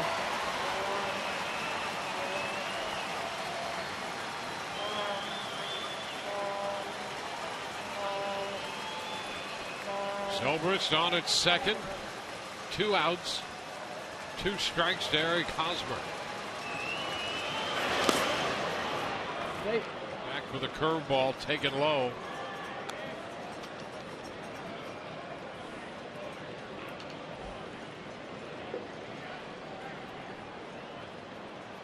And a visit from Rivera.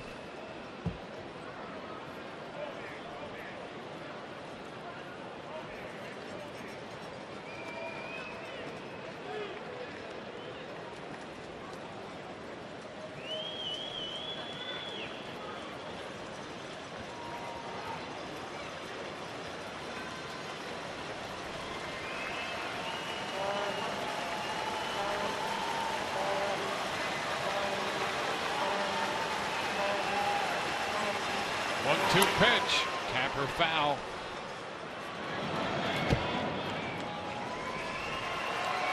Another breaking pitch there.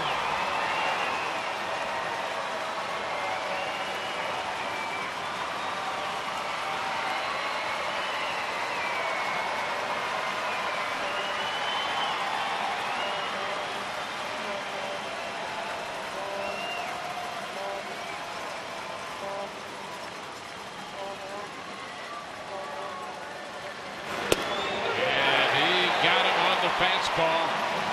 Throws him on that fastball over the inside part of the plate.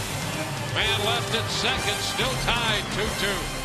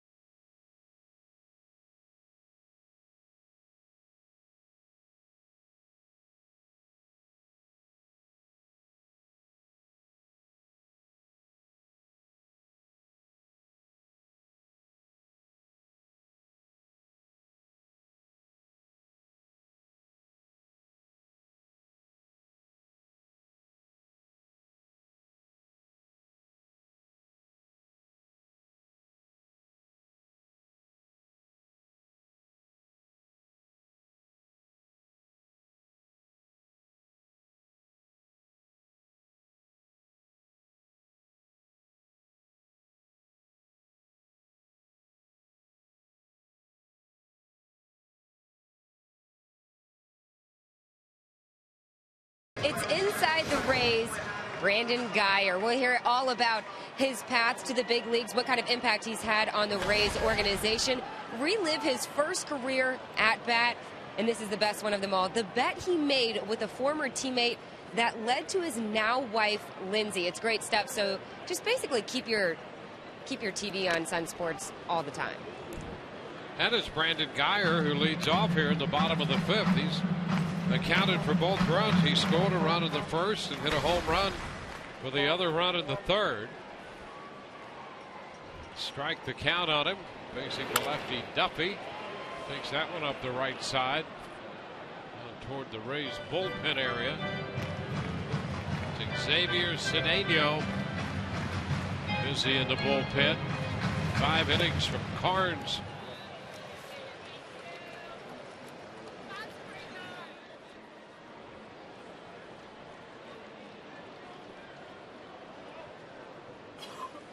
Nava will be next, and then Longoria.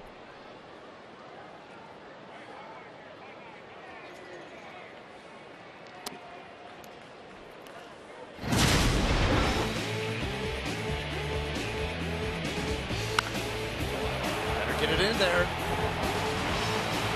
Tell you what, Brandon Guyer showing a quick trigger on the fastball, meant to be in. Lines this one into left, and he's on again. On for the third straight time. He is 3 for 3. Well, he's hitting everything too. I tell you, he has done such a great job as part of this right-handed hitting lineup the Rays have featured against lefties. A big reason why they've been on such a great run against him. Head down. Look at that. Follow it right in.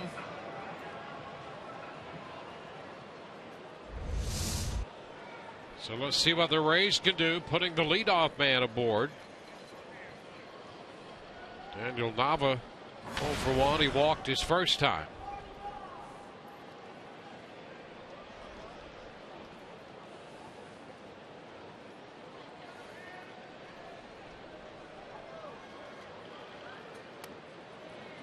First pitch strike from Duffy.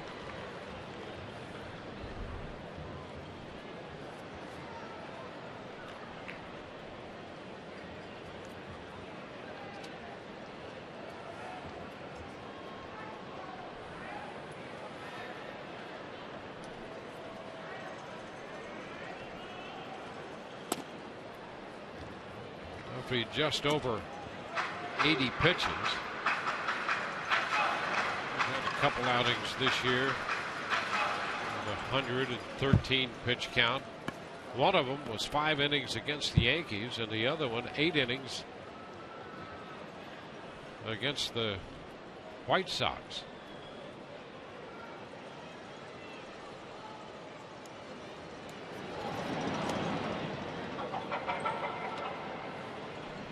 Just keeping an eye on Geyer.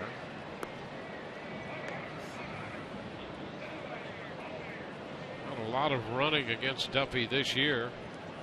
4 steals and 5 attempts. Before his Tommy John surgery, he had a year when he pretty much shut down the running game.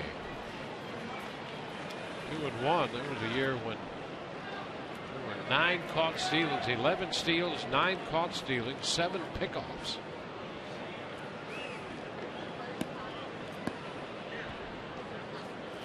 That built-in advantage of being able to look right at the runner, look into his eyes, get yourself a good pickoff move.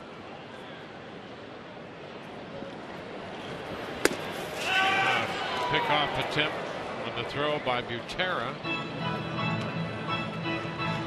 Back in as the count goes out to 3-1 to Nava.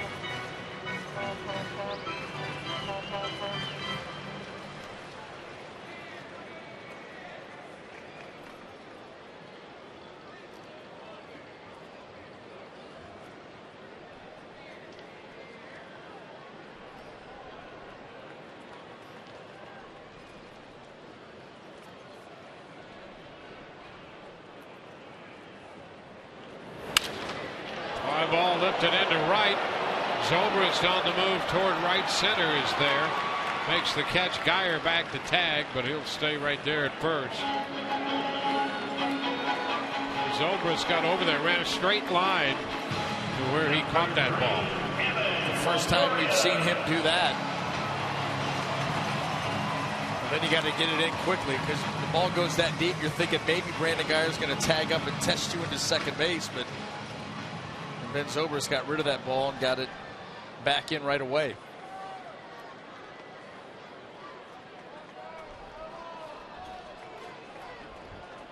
There's Evan Longoria. Was called out on that strikeout the first time up and hit the fly ball to left in the third. And the off-speed pitch high. Gomes joining Cedeno in the bullpen up the right field line for the Rays.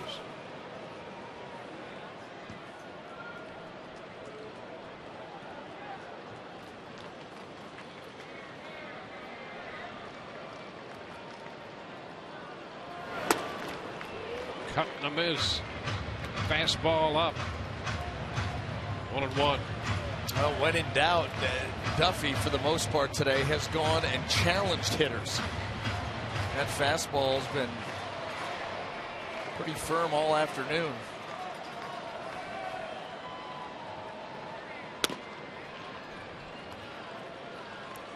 Taken high, 2-1. Secondary stuff, however, been a little bit inconsistent. You think about the changeup, seen some really good ones, some that sail high and away, the breaking ball on and off. Try to zone in on that heater. And now move to first on the pickoff, and Geyer's out at second base. Infante put the tag on him. He's caught off first. Technically a caught stealing. Well, that's one way to do it. Brandon Geyer, and of course against a lefty, you're going to be going first movement. And then you got to sell out and just try to beat the throw or hope for a bad throw by Hosmer. The Rays lose the base runner.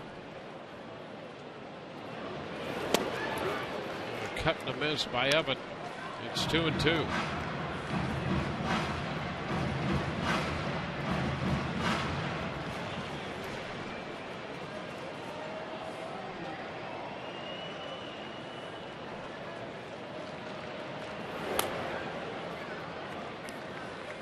3 balls, 2 strikes.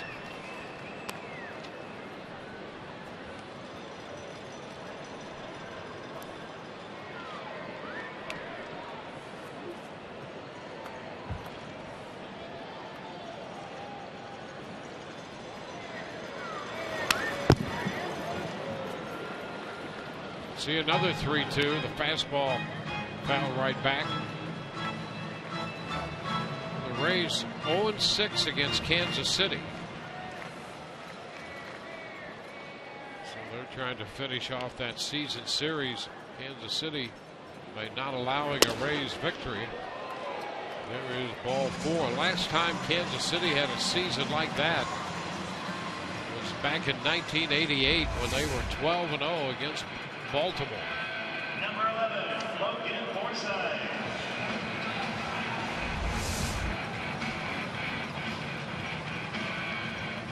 Longoria aboard on the 2-out walk.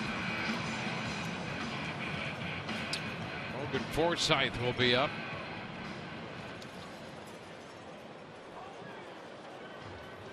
Stonehaver loosening out there beyond the left field bullpen.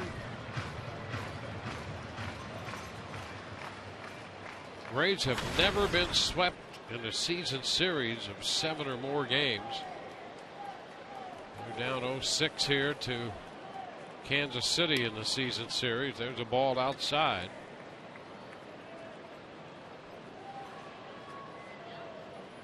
Rays were 0-6 against the Marlins and the Twins in 05, and 03 they were 0-6 against Minnesota.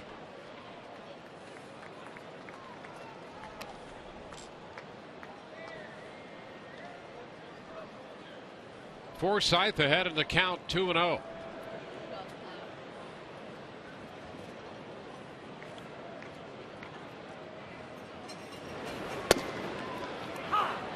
That's the call there, 2-1. And just when you think that Duffy's starting to have a little trouble finding the strike zone, he paints one at the knees on the outside corner. That's the kind of afternoon it's been. At times showing glimpses of brilliance, at other times inconsistency. Logan looking up after that pitch called a strike. Yeah, well, that's one of those pitches where the catcher's set up away, the throw comes back middle in, and so the catcher's catching it outside of his body. A lot of times those don't get called. We saw one earlier in the game not get called, and not the case there. Now back to 2-2. Liner into right. That falls for a base hit. Zobrist got over there, and Longoria stops at second. Well, a 2-out walk. Now a base hit. Joey Butler, who drove in a run back in the first, is coming up. Now, Logan Forsythe, you're just not going to sneak that heater by him very often. Every now and then, but he's so short, quick to the baseball. The hands are quick.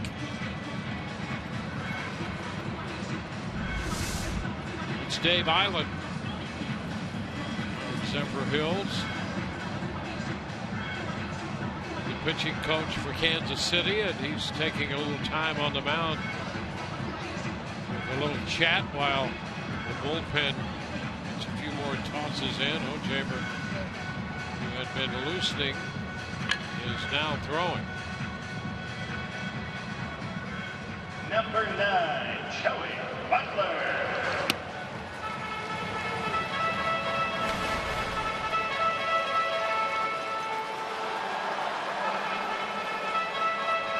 Joey Butler 1 for 2. Line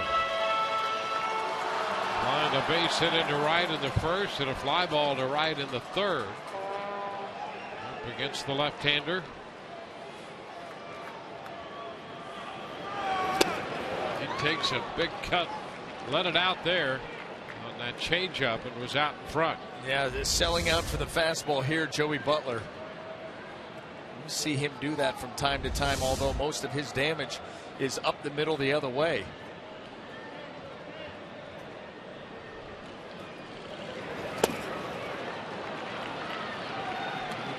Look at that sly little smile by Joey Butler, as if to say, really, 2 times in a row you're going to come with that pitch?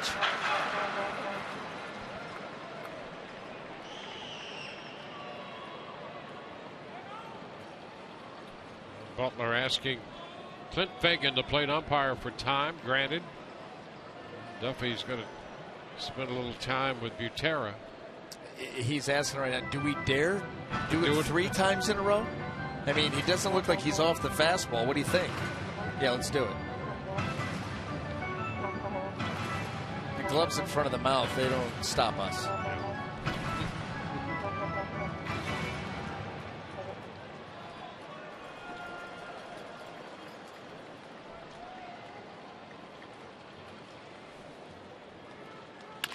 And the tapper back to the mound, and they did. 3 changeups.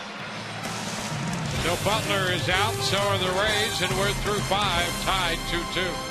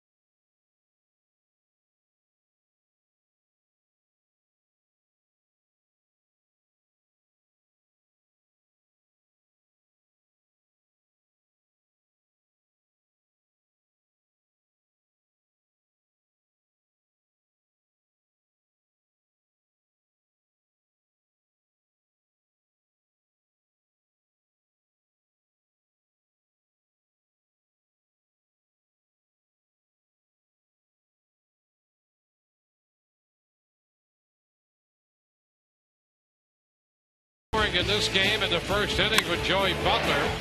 Single home Brandon Guyer on the sinking line drive. 2 runs scored for Kansas City in the third. Zobrist driving in run with a base hit. Lorenzo Cain followed with a single up the right field line, making it 2-1 Kansas City. Brandon Guyer unloaded his 6th home run of the season down the left field line in the third. Tied it at 2, and it's been that way ever since. We're moving into the 6th. Xavier Cedeno follows Nathan Carnes, who gave up 2 runs, 6 hits in the 5 innings he worked. I'll tell you what, this has not been the prettiest of games for the Rays, but guess what again? You find yourself in the 6th inning, just past the halfway point. It's a tie ball game.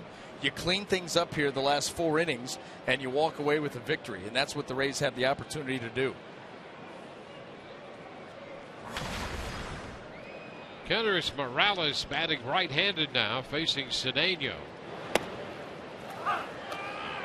Pitch is a strike.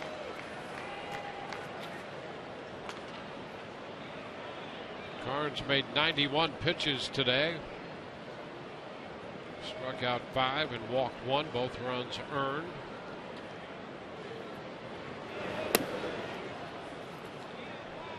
Cedeno misses low. 1-1.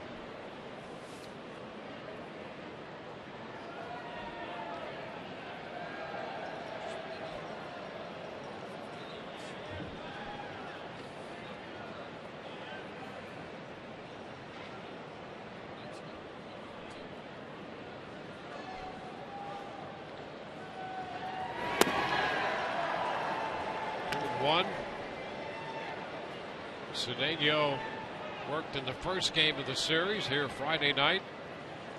2/3 of an inning.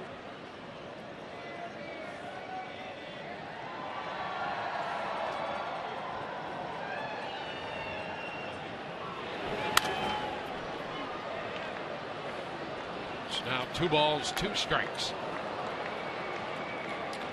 Tigers have scored a couple. They're in the top of the 8th, and Toronto trailing 6-2.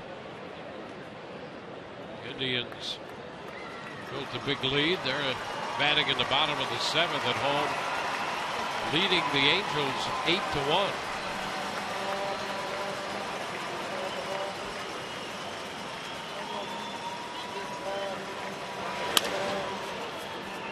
Longoria backs up, gloves, turns and throws, and they get Morales. That's how you do it. That was not an easy play.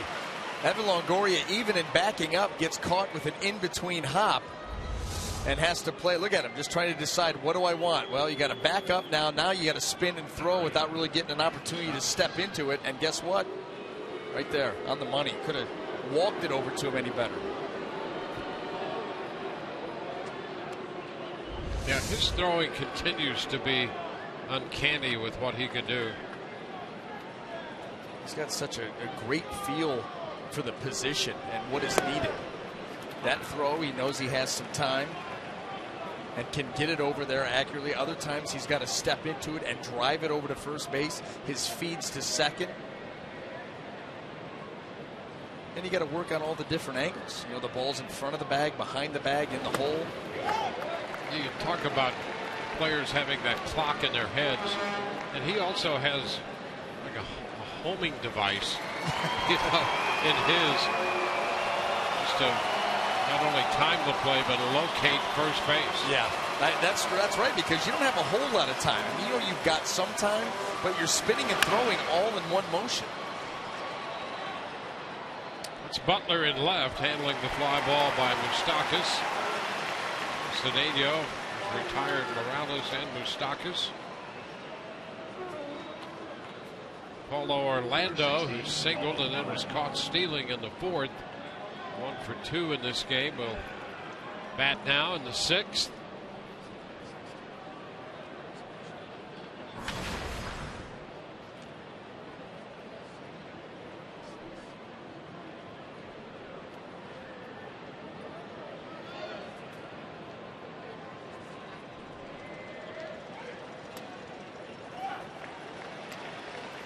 Strike 1, breaking ball.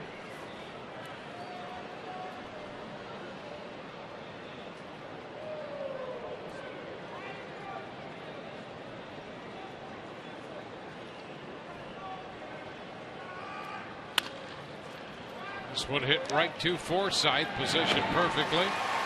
1-2-3 against Cedeno. Rays coming in with Tim Beckham to lead off.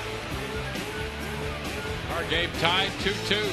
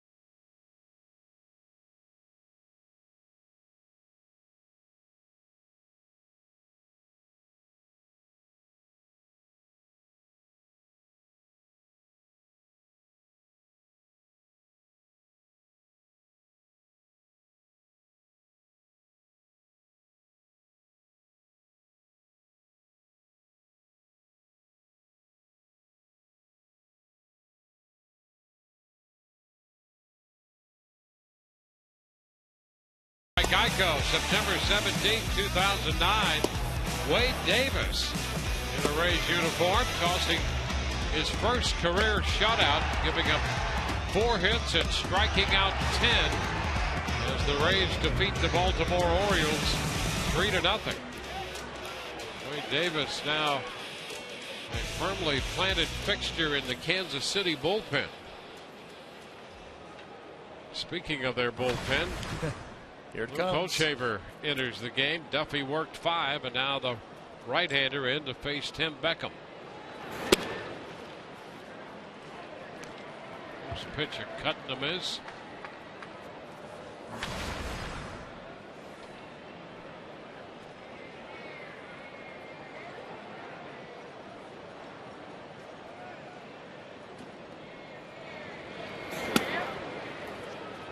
One. Hochevar, a #1 overall pick in 2006, facing Tim Beckham, an overall #1 pick in 2008.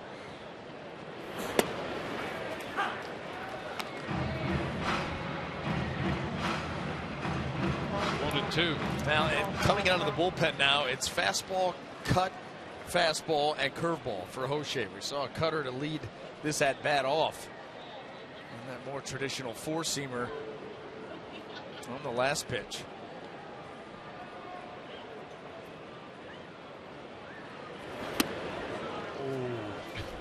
Well, you know what that was? That was a front door cutter, and it's designed to get the hitter to give up on it, thinking it's a fastball in off the plate and try to cut it to the corner, and he almost did.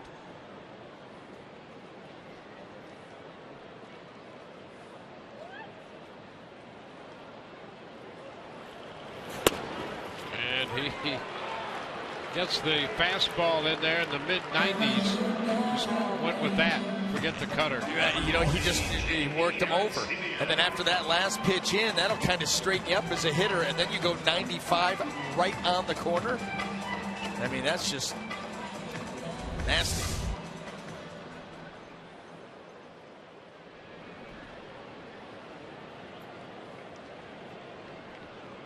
That's J.P. Arancibia. Making a cut and a miss.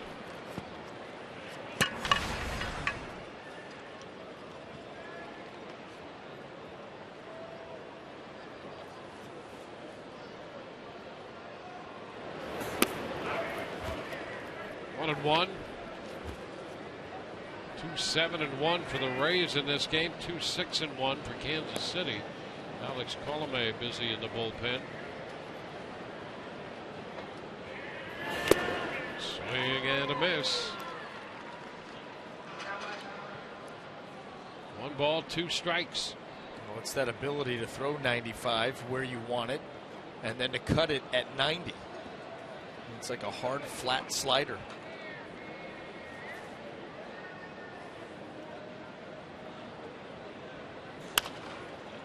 Arancibia fouls it away. J.P. Arancibia, the DH, 1 out of 2. He singled into left his last time.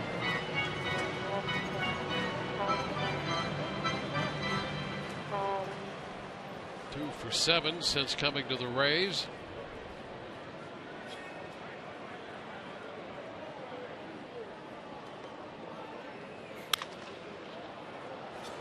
Pops it, shallow center.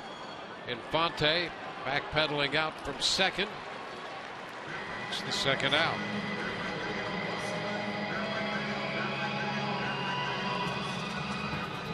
Two up, 2 down. As promised earlier in the game, we've selected the Data Strong fan photo of the game. Tweet your strongest fan photo to hashtag SS Data Strong fan for a chance to be featured in an upcoming broadcast brought to you by T-Mobile.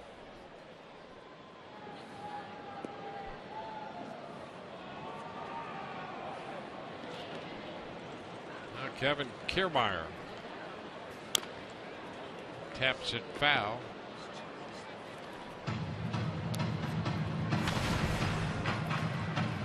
Kevin struck out twice against Danny Duffy. Now he faces Hochevar.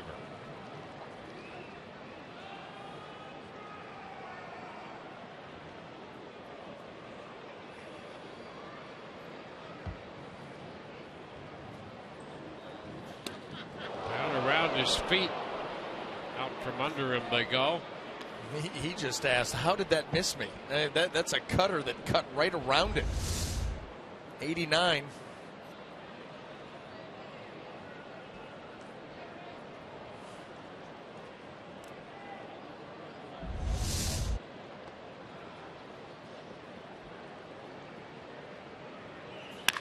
Long one back into right field. That's got some carry and it's gone.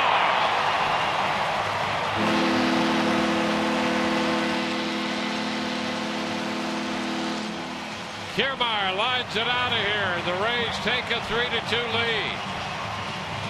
Well, I thought for sure Hoshaver coming back inside was going to come back in with the velocity if you're going to come in there.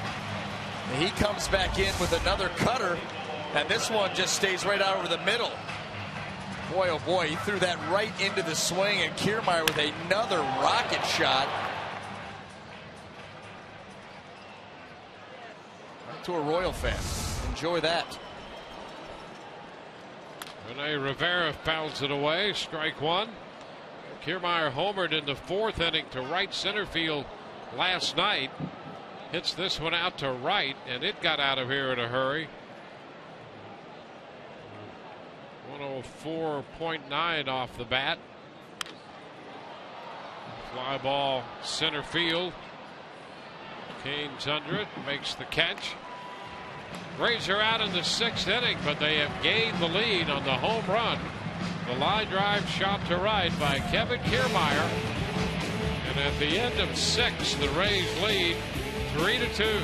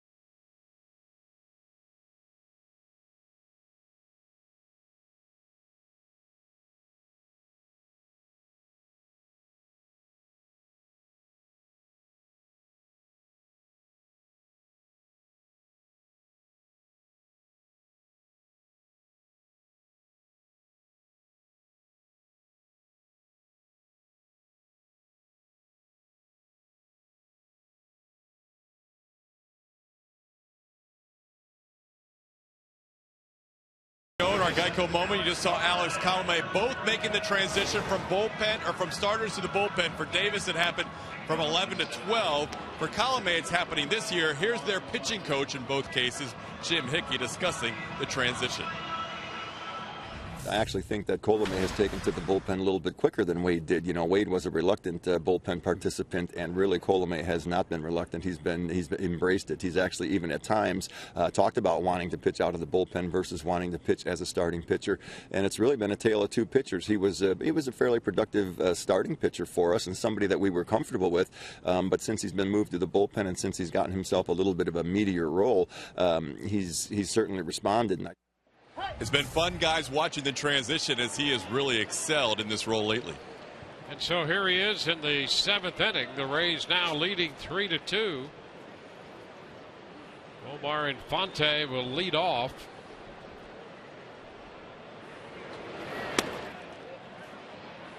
Pitch is upstairs. Then the catcher Buteradu, followed by Escobar. And that's what he has done over his last 13 appearances. You don't get much better than that. That strikeout to walk ratio just jumps right out at you. Fonte lifts a pop fly. Kiermaier coming in from center makes the catch out there alongside Logan Forsythe. Well, you heard Jim Hickey talk about Alex Colomé taking on a meteor role. And by a meteor role, you're talking about back end of the bullpen, high leverage, shut down the opposition in a close game situations, and you can't afford the walks. You know, you cannot afford extra base runners, and he has excelled in that over his last 13 outings. And he's been fantastic since he's gotten a routine. You know, it's as a starting pitcher, you've got a 5-day routine where you know the time and what you're going to do every minute of that 5 days. Getting ready for a game, you're starting your warm-ups at a certain time on the clock before you head out there into the game. Bullpen, completely different. You don't know if you're going to pitch that night. The phone rings, they get your name, you don't have time to go into a long routine. You got to get up on the rubber and get ready to go. And he's adapted well, and quickly for that matter. Butera takes that pitch as it swept away from him. 1-1. Interesting how pitchers make that switch, and some do not adapt well at all going to the bullpen. It's almost as if they're just completely out of their element. Well, it starts with, and Jim Hickey was talking about that too. It starts with embracing the role. You know, accepting this is what they want me to do. This is what I'm going to have to do.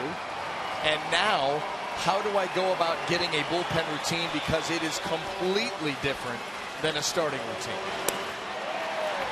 Butera out on strikes. Out in front. First strikeout for Colomé.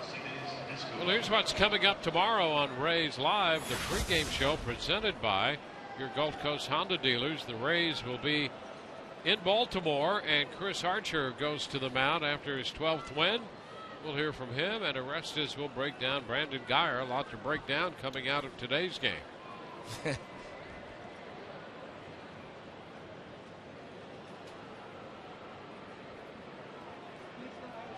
Cedes Escobar. Pitch is upstairs. 1 ball, 1 strike.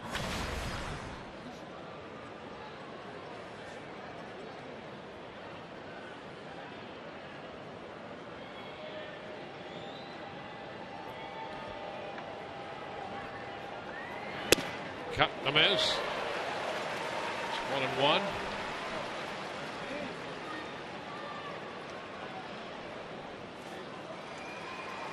Two up, 2 down. Escobar. Fly ball to left. Is struck out and has grounded out.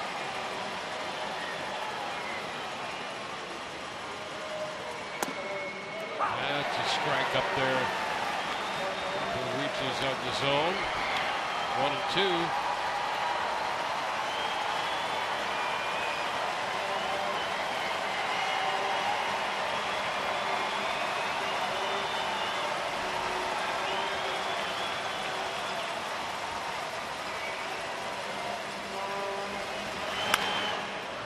Ball lifted into right.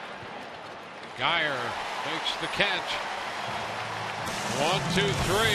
Go the Royals. 7th inning stretch. 3-2 Rays.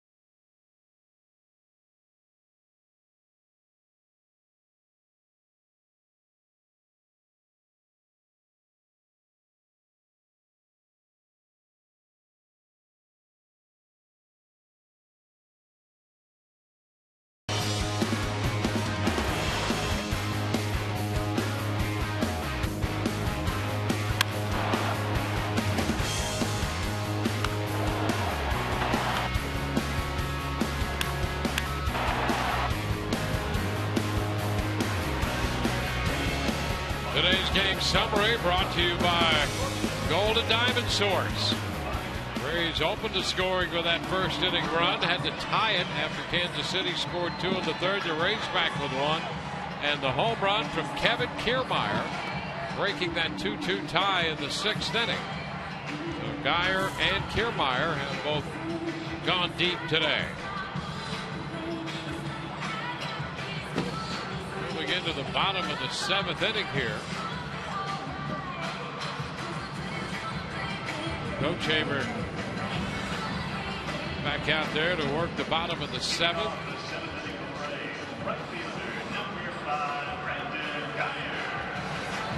Rays will have the top of the order. Geyer, Nava, and Longoria.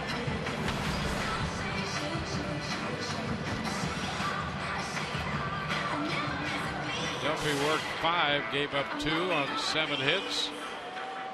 Chamber the run on the Kiermaier home run in the 6th. Carnes 5 for the Rays, allowed 2. Cedeno 1, and Colomé a 1-2-3 top half of the 7th. So here we go with Brandon Geyer. The pitch is a strike.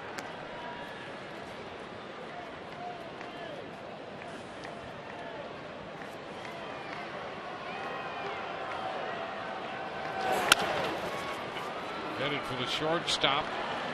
Escobar's throw. He throws a strike. So Geyer retired for the first time. It's him 3 for 4.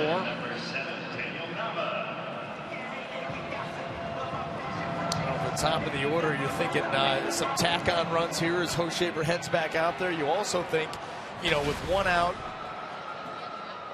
you look down at that Rays bullpen, quiet right now. Alex Colomé, a pretty tidy 7th inning. Think about him coming back out for the 8th. He had a 10-pitch inning.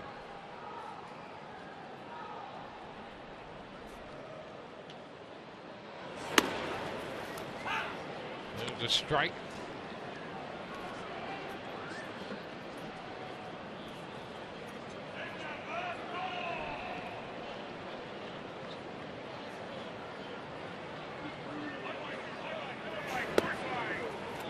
Puts Nava down in the count.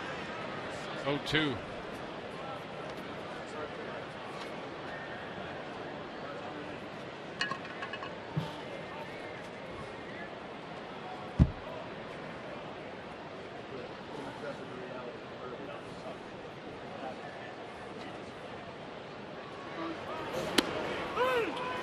And on 3 pitches, Nava is retired, caught looking. 2 up, 2 down. Third baseman, number 3, Kevin Longoria. Kevin Longoria will now bat.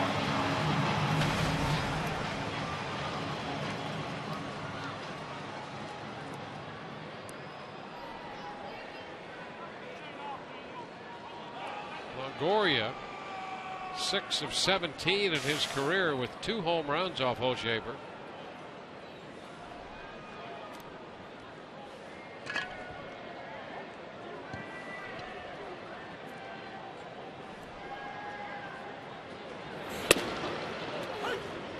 Is a strike. Fastball over the outside part of the plate.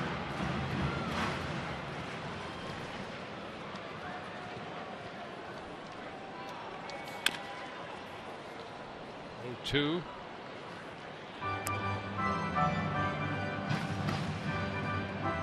Shaver worked 1 inning 5 days ago against Baltimore.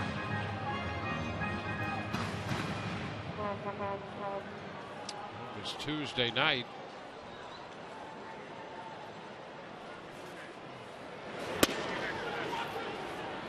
One and 2. Going back to that front door cutter. Well, that's a tough pitch if you can execute it. A hitter can't do much about it. The mitt, Butera, 2-2.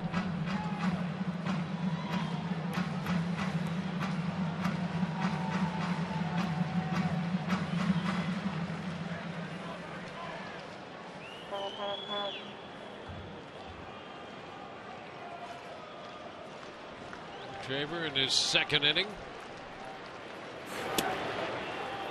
And the count, a breaking ball, goes to 3-2.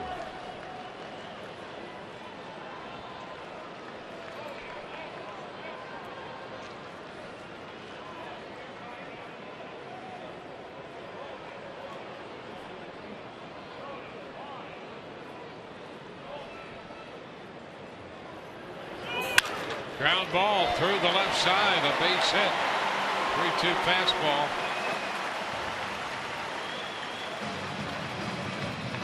Well, you hope that that's the beginning, because the Rays need to get Evan Longoria going once again. Makes such a difference in this lineup when he's productive. And there he takes a mid-90s fastball and is able to rope it in the hole for a 2-out hit.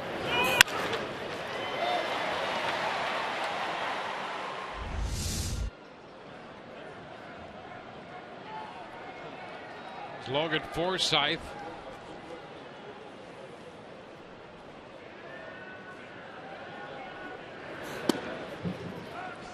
Outside. 1-0. Shaver, after being the top pick, struggled to find himself in the big leagues. First as a starter. And then 2 years ago, had a good year out of the bullpen. Had Tommy John surgery.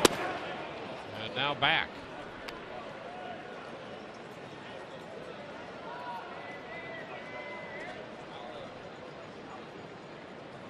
Two and 0.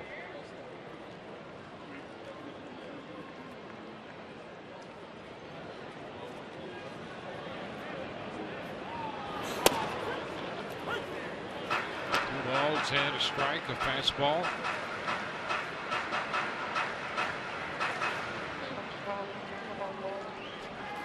Young up in the bullpen.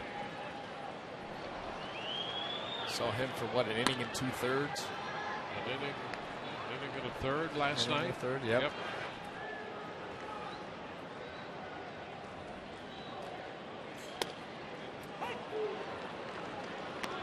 Two balls, 2 strikes. It'll be interesting to watch Kansas City when they approach the postseason as to how they will work out their pitching. Their rotation. Well, they're going to have plenty of time to figure it out. As you can see, that lead, that's going to be the other tough part for this team, is to continue. Obviously they want home field advantage throughout, but not to get complacent down the stretch because the lead's so big. Escobar making the throw to second to Infante. Force play ends the 7th. We go to the 8th. 3-2 Rays.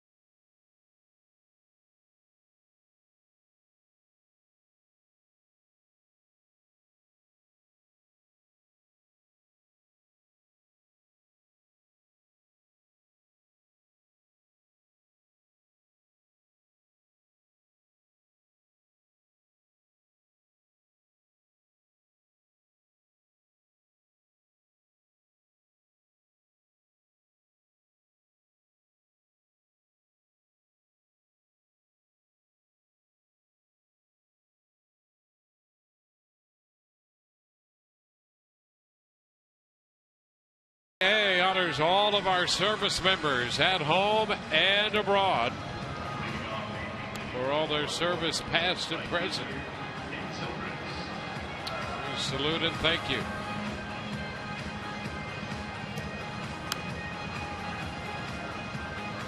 Cloney's going to enter the game. Moving on to the 8th. He'll be at first base. Daniel Nava will move out to play left field. Loney goes into Joey Butler's spot. Number 21, James Loney.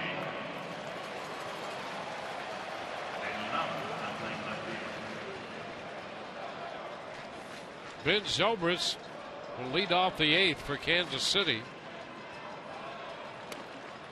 Colome's pitch is a ball.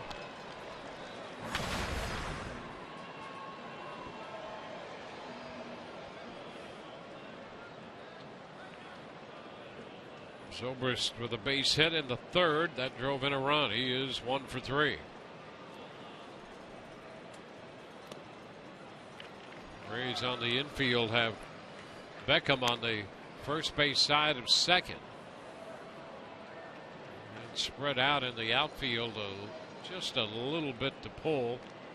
Kiermaier just a little bit to the right side of straightaway.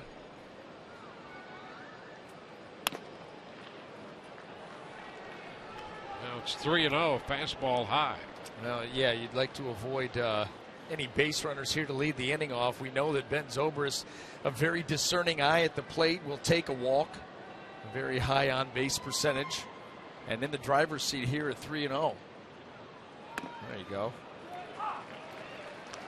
We've got Lorenzo Cain next, then Eric Hosmer.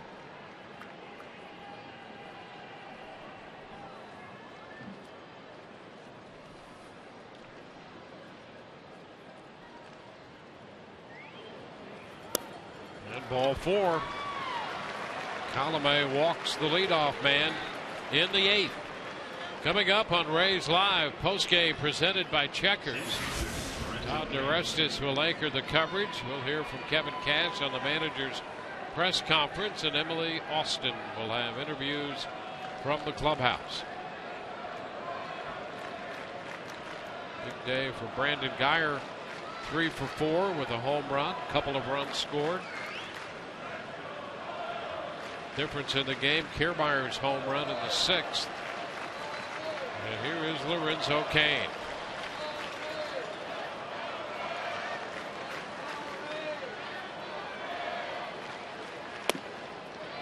Strike at the knees.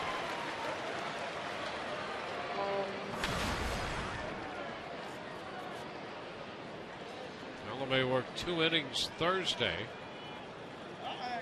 He's in the Minnesota series. Gave up a hit, no runs, and struck out 2.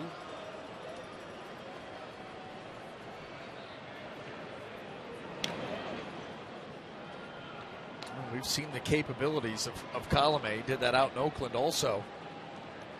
And with that 10-pitch first inning here this afternoon, you feel good about bringing him back out, showing nothing lacking with the stuff. You have to work around that leadoff walk now. Strike 2. Well, that's the second slider that has been out over the plate that Lorenzo Cain just has not recognized. Kind of bailing on both of them. See right there, even the hands coming up like he's thinking that ball may end up in. Both of them strikes.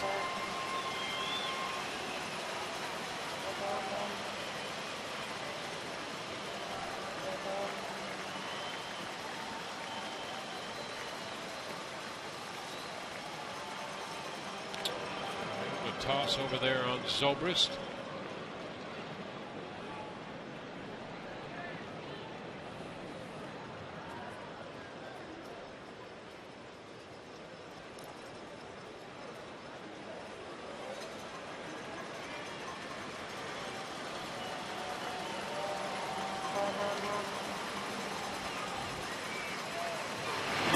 Got a miss. Cain chased the slider that time. Yeah, he didn't recognize any of the 3. He took the first 2 that were, middle of the plate just above the knees, and then 0-2. A nice job by Colome to take this one off the plate down in a way, and still no recognition in a swing and a miss. You could see a little a nod out there to Alex Colomé, like, that's pretty nasty. You flat out beat me.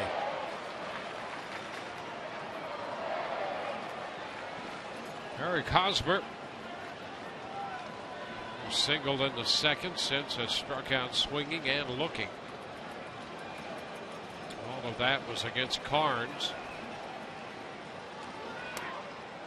Colomé down. 1 ball, no strikes.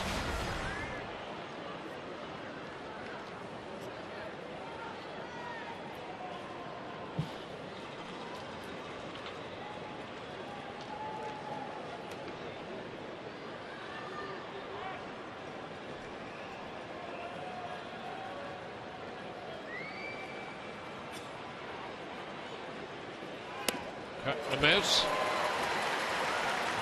1-1. Blue Jays have beaten the Tigers 9-2. Mark Burley goes to 14-6. Pilar, Donaldson, Encarnacion, and Martin all homered.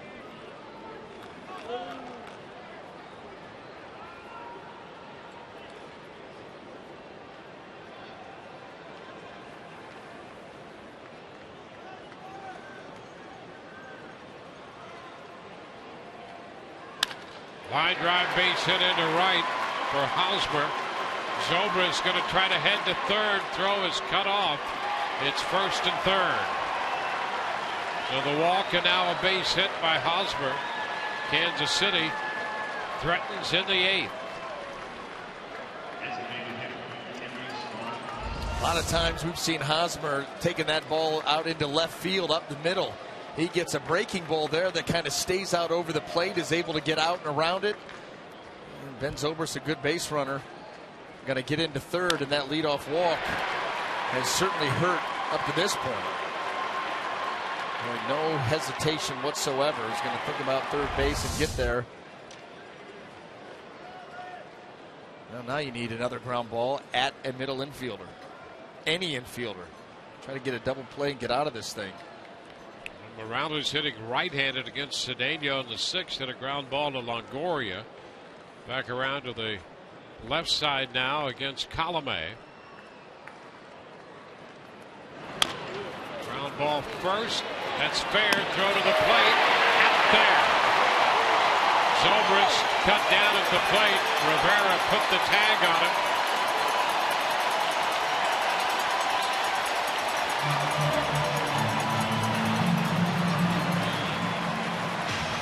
Well, I don't think Ned Yost thought that that ball was fair at all.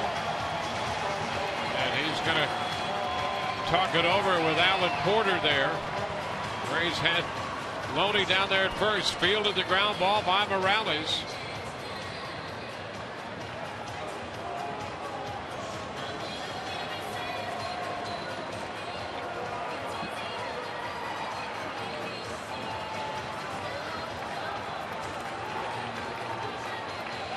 So Yost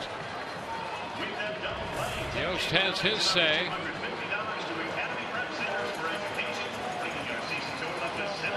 Fair ball. Here was the tag. That's the second out. And Kendrys Morales, the ball was called fair on him, and he didn't move out of the box. Rene Rivera says, wait a minute, there's out number 3. So the argument was whether the ball was fair or foul. The Rays get the double play. They lead 3-2.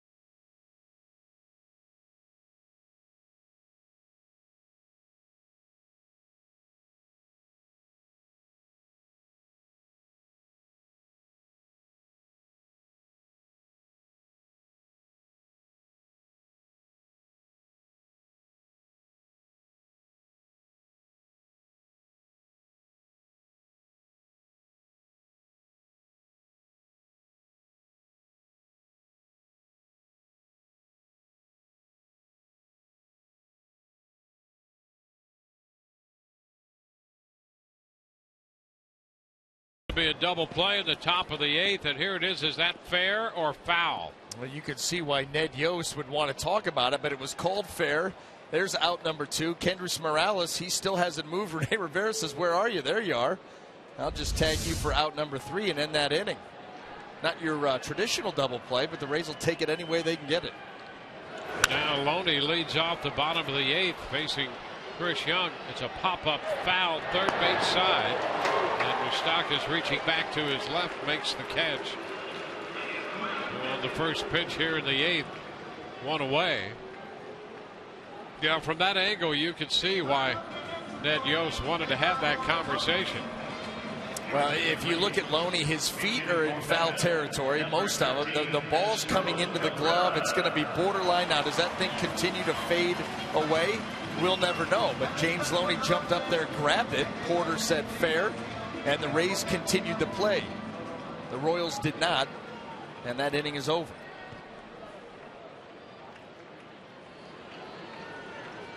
As Jubal Cabrera will pinch hit for Beckham. There's 3 runs, 9 hits. Young making his 27th appearance. High foul, out of play, well out of play. How many times have we talked about in those types of situations? You've just got to play it out. The umpire will sort it out in time, but you've got to play it out. Morales, you don't want to say he didn't leave the box. He did leave the box. But what was? And how about this? Cabrera thinking he had time. Did he or not? He's arguing with Fagan about whether he had time. He stepped back in, took a cut, and rolled it. So Cabrera's going to be out. Charlie Montoyo and Kevin Cash come out now. They're going to have a little conversation with Clint Fagan. How about these 2 calls here in recent history? Well, as Jubal Cabrera is saying, hey, listen, you called timeout. And so he steps out. How about him getting back in the box, though, and making contact? That's pretty impressive. Now, here you go. Let's watch this one.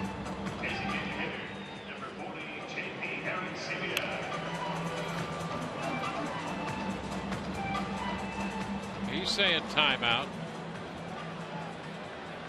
So Cabrera's trying to get timeout. He's claiming that Fagan had granted it. The pitch was made.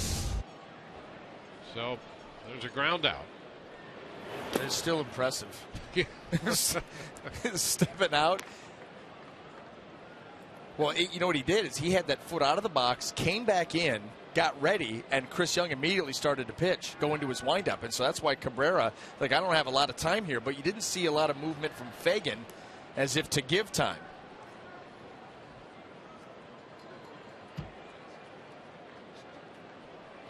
So it's 3 unassisted on the out of Cabrera.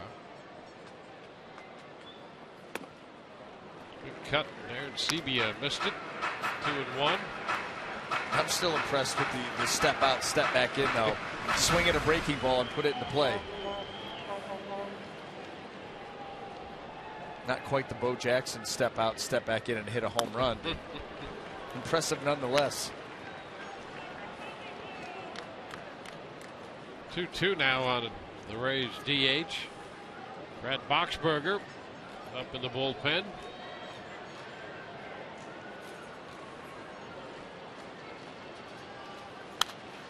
It's fouled straight back.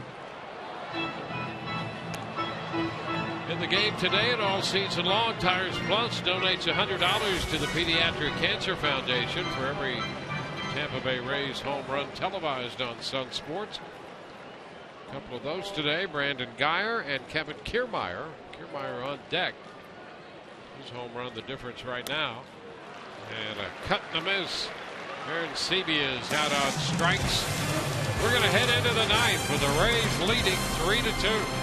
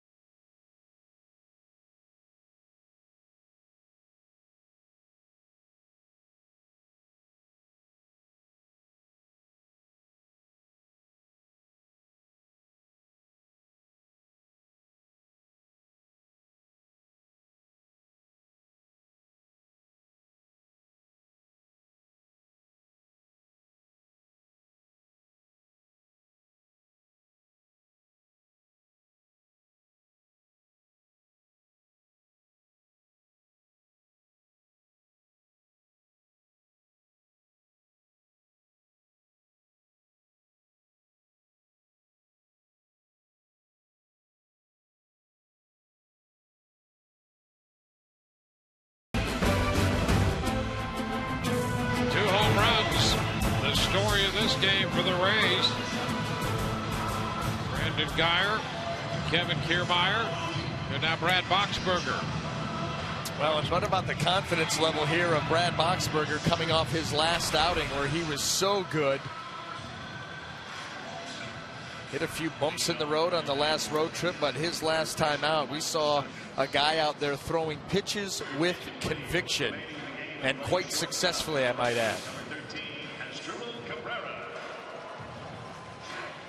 Asdrubal Cabrera going out to play shortstop after pinch hitting. He had another little conversation with Clint Fagan, the plate umpire, before taking his position.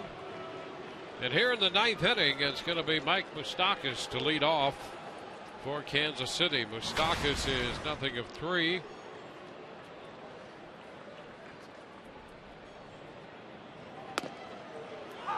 Pitch is a strike.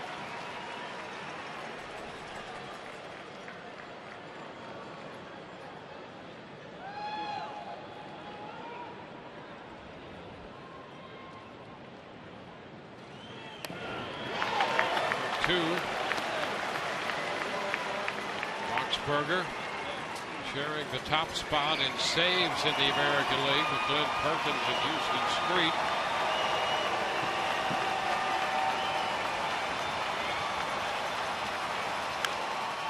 Foul, out of play.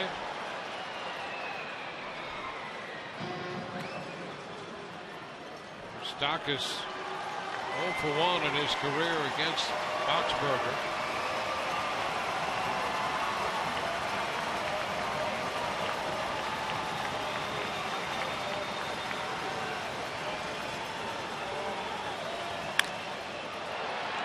Hopper knocked down by Cabrera, throw to first in time. Cabrera knocked it down and knew that he did not have to scramble and made the play. Well, it goes back to positioning. Cabrera, the shortstop, is actually overplaying a second baseman that's playing up the middle. Look at that. You're right. That ball was well struck, so just knock it down, find it, make a throw. Well, that's the all-important first out. One-run ball game. They're all important, but you want to keep that leadoff man off the plate. Then here's Paulo Orlando, who hit the walk-off grand slam at Kansas City off Boxberger. Pitch is down and away. 1 ball, no strikes.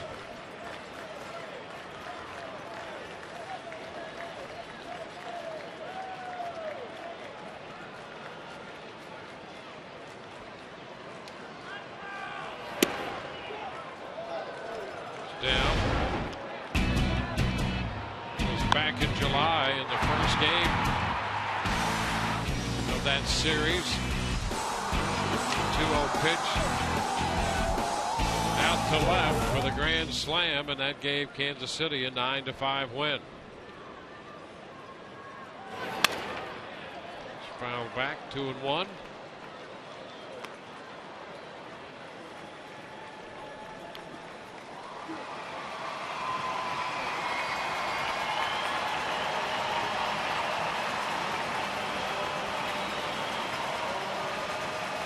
Orlando singled in the 4th inning of this game. He's caught stealing.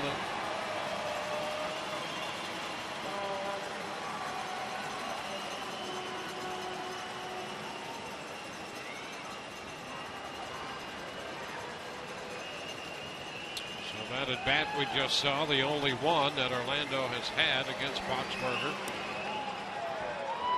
Now the count is 3-1.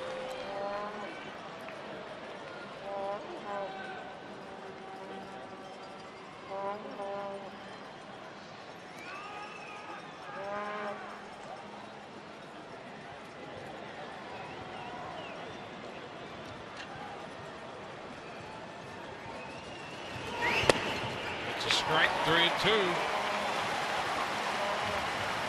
The fastball.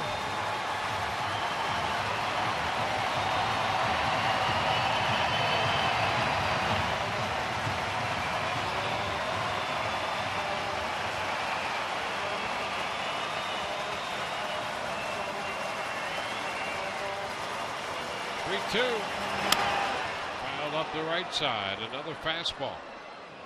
Well, he's going to force Orlando. If you're going to beat him, you're going to beat him to the big part of the field and have to hit the ball the other way. All the hard stuff has been away.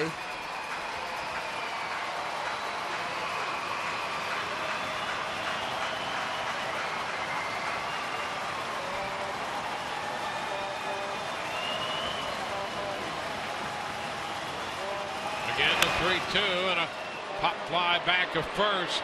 Loney into foul territory, and he makes a fine play right there. Boy, cradles that ball sliding into foul territory.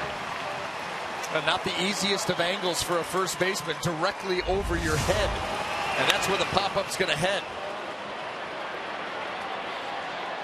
Nice little sliding basket catch right before he gets to the turf.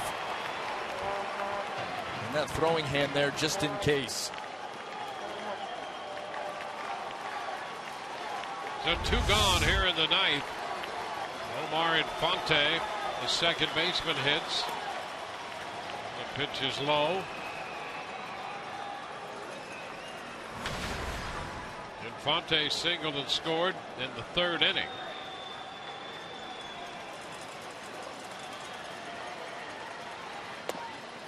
And a strike 1-1. Now, you like to see Brad Boxberger end this thing for obvious reasons right here and now. You look in the on-deck circle, and Salvador Perez has already moved out. Rather keep him right there. The 1-1. Into center field, charged by Kiermaier. Rays win it. Kiermaier makes the running catch coming in to finish off